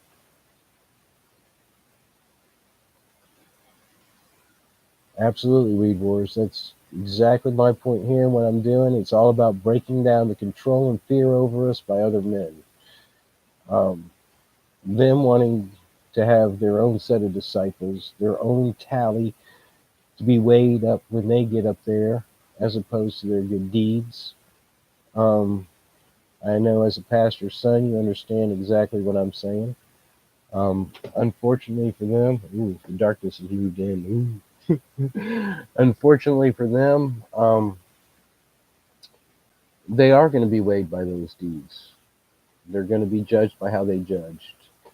And my father being one of those men, I pray God's mercy on him. I know my father did have love in his heart, and there's many things he did in love. So I know that some part of him will succeed into the coming kingdom. Um, the succeed into the kingdom the way he understood? No, it's not going to be that way, Dad. Sorry, buddy. That's not what the scriptures say. You didn't read enough of them. But that's where I'm thankful that generations are able to continue to walk forward into life. A blessing continues for or for 1,000 generations. The light will hold in a family for 1,000 generations. A curse will only be held on you for 3 generations. A curse is limited. There has to be a limit to curse, or it's unfair. However, our actions have to have some type of weight within the spiritual system, or that's unfair. Karma has to exist, and morality is directly linked to karma. And morality is directly linked to spiritual love. And morality is what we've lost, what's been attacked, what's been taken from us, what we're afraid to do. If you stand up for a moral thing in society, you're arrested or beat up or YouTube criticized. But it says in that last day, the whore that rides the beast destroys the saints. And it's for that blood of the saints or that religion that she is judged. And the whore that rides the beast is that system that was founded in Babylon, that religious system that is broken up into all the religions, folks, all the religions. Not any denomination, not any church. All the religions came out of Babylon. The whore that rides the beast, the whore that rides the celestial dragon, is also going to be redeemed by the Christ when all of her works are burned up, and if there's anything left over, she's part of this kingdom coming, a chance to make it into that one and final chance. It's part of the purification. Understood? No, I don't understand it all. But I know that's what the word says. All the words.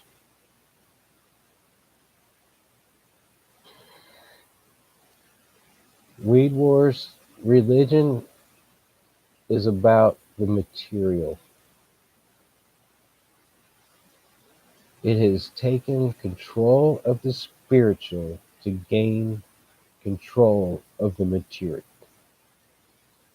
As beings of light and as children of light, we are to give up everything material to strive to accept and reach a moral purity. It's the exact opposite. Religion is the exact opposite of what spirituality is supposed to be.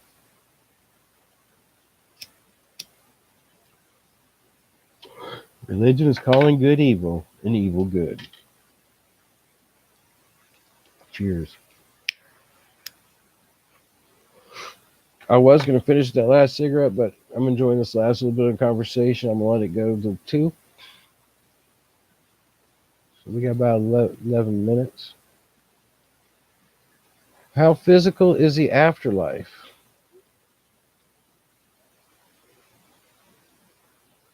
What is in the text says that when we die, we go to sleep until the judgment. That our soul either goes to rest, and it doesn't say torment, but it basically says the rest of whatever we didn't pay here, we weigh on. So I can't say I fully understand what happens after death, but I do know that for those that have walking and what it says, for those that have chosen to walk in life, that you go to sleep, that you rest, that you're at peace until the judgment. It says for those that have purposely walked to destroy, okay, not the sheep, but those that are purposely reaping and destroying the sheep, raping the sheep, killing the sheep, eating the sheep, that they go to a torment. All those things they try to satisfy in this life, they're not going to get during that period of sleep. And it says they're asleep, that this is all happening while their physical self is asleep. And that there is a resurrection of this physical self in which those two pieces are combined again and then judged.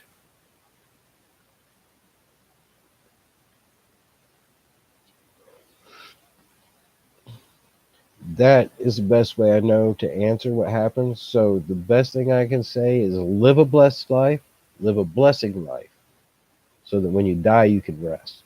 Because there ain't no rest here right now, I can tell you that, unless he gives it to you. Because there's a lot of hard learning we have to do in a short period of time, because we're not very moral people. We can't even define love properly.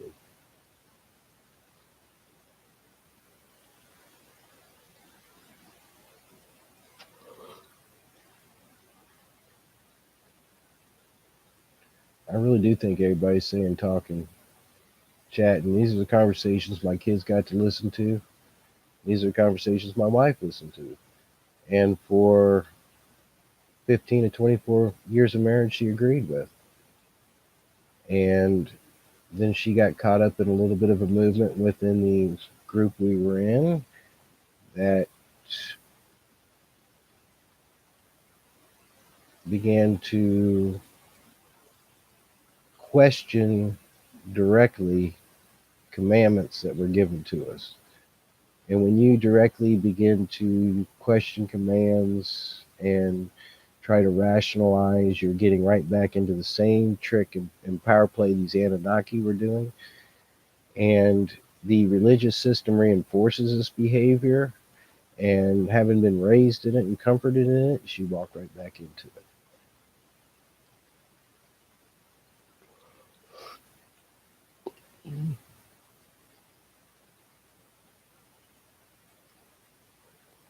And I'm going to say something very controversial.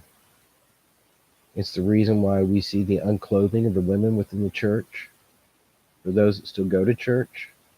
That is a curse written about in the Old Testament. Go back and read it. It's a curse that the men didn't open their mouths and speak what was right, but they let the women instead uh, question the authority, question the creator. It goes back to the Adam and Eve story. It's the reason why there was no spiritual authority of man over woman until after that Adam and Eve story. Um, it's a spiritual play that goes into the same thing of the fall, the seduction of um, the material. Um, I'm being real gentle with this because I'm I'm not at all a patriarchist. Uh, Two become one when they become married. Um, However, within a family, there has to be order. And my example of that is I had to continually make my wife not over push the children to do her chores while she sat and did nothing. I had to step in and say, no, you can't have money to go get something you particularly want for no good reason because I need to send the kids to this activity because it's good for their socialization. It's good for them to have social activity here. Um, when that then breaks down and the battle begins, you have to judge what is best for the kids. And that doesn't always happen in modern society. Most time, men raise up and say, I'm the patriarch. You do what I say no matter because of a selfish desire for themselves, not because of love for their family. That's where patriarchy screwed up. It's not about man satisfying himself. Patriarchy is about man doing the best for his wife and children. Love. Patriarchy is supposed to be about love. That's the whole thing, the system that was set up. Um, that's out of balance. That's under attack. That's what's destroying families. Once a family's destroyed, you then have intermarriages. Intermarriages bring the next level of spiritual destruction within a family because now you have no cohesive spiritual connection between you and your children. Um, the spiritual being that you made with your wife. It is the reason why it said that divorce was allowed because of our physical self. Man and wife sometimes have to separate to protect the children, but she's not to go back and get married again because she's still bound to him. She's still to set as an example to her children of a spiritual union. Well, when you bring another spiritual authority into that and create a new union, now a child has two spiritual authorities. He has a divided loyalty, a divided house. A child can't possibly have a 100% directed path with that much division. Now, when the man remarries, their authority is not over the children with the new wife, but within our own physical realm, we have that caretaker position taken over. And with that responsibility, a respect is supposed to be passed on. But that respect is not passed on. And that was put into place in case a woman died so that a family could then have a caretaker within it. Well, when there's two women caretaking for one child, who's he going to respect? That's where all this confusion and destruction is coming into our society. That's what we need to fight. That's where morality plays into it. That's where I try to make my focus and how I'm going to live from here on out so that I continue to show this light path to my children. So that I continue to show that in their relationships that they have, if they stay united and working together to walk the path with their spouses, that they can continue forward and break the curse that they obviously had to endure within their own home, because the church is a curse and it spreads curses. It didn't always used to be that way, but it is. It has become that way. Wow. I totally ran my mouth today. Brian did tell a lot. I told a lot of how I believe and why I believe it, and why I came to those beliefs. And it is a testimony. All I have is the word of my mouth and the word that has been given to me. And those are the two things I'm trying to give to you. Much blessing, everybody that came. May your week be peaceful. May you find the prosperity you need for each day. May comfort come in your time of pain, in your time of suffering. Shabbat Shalom.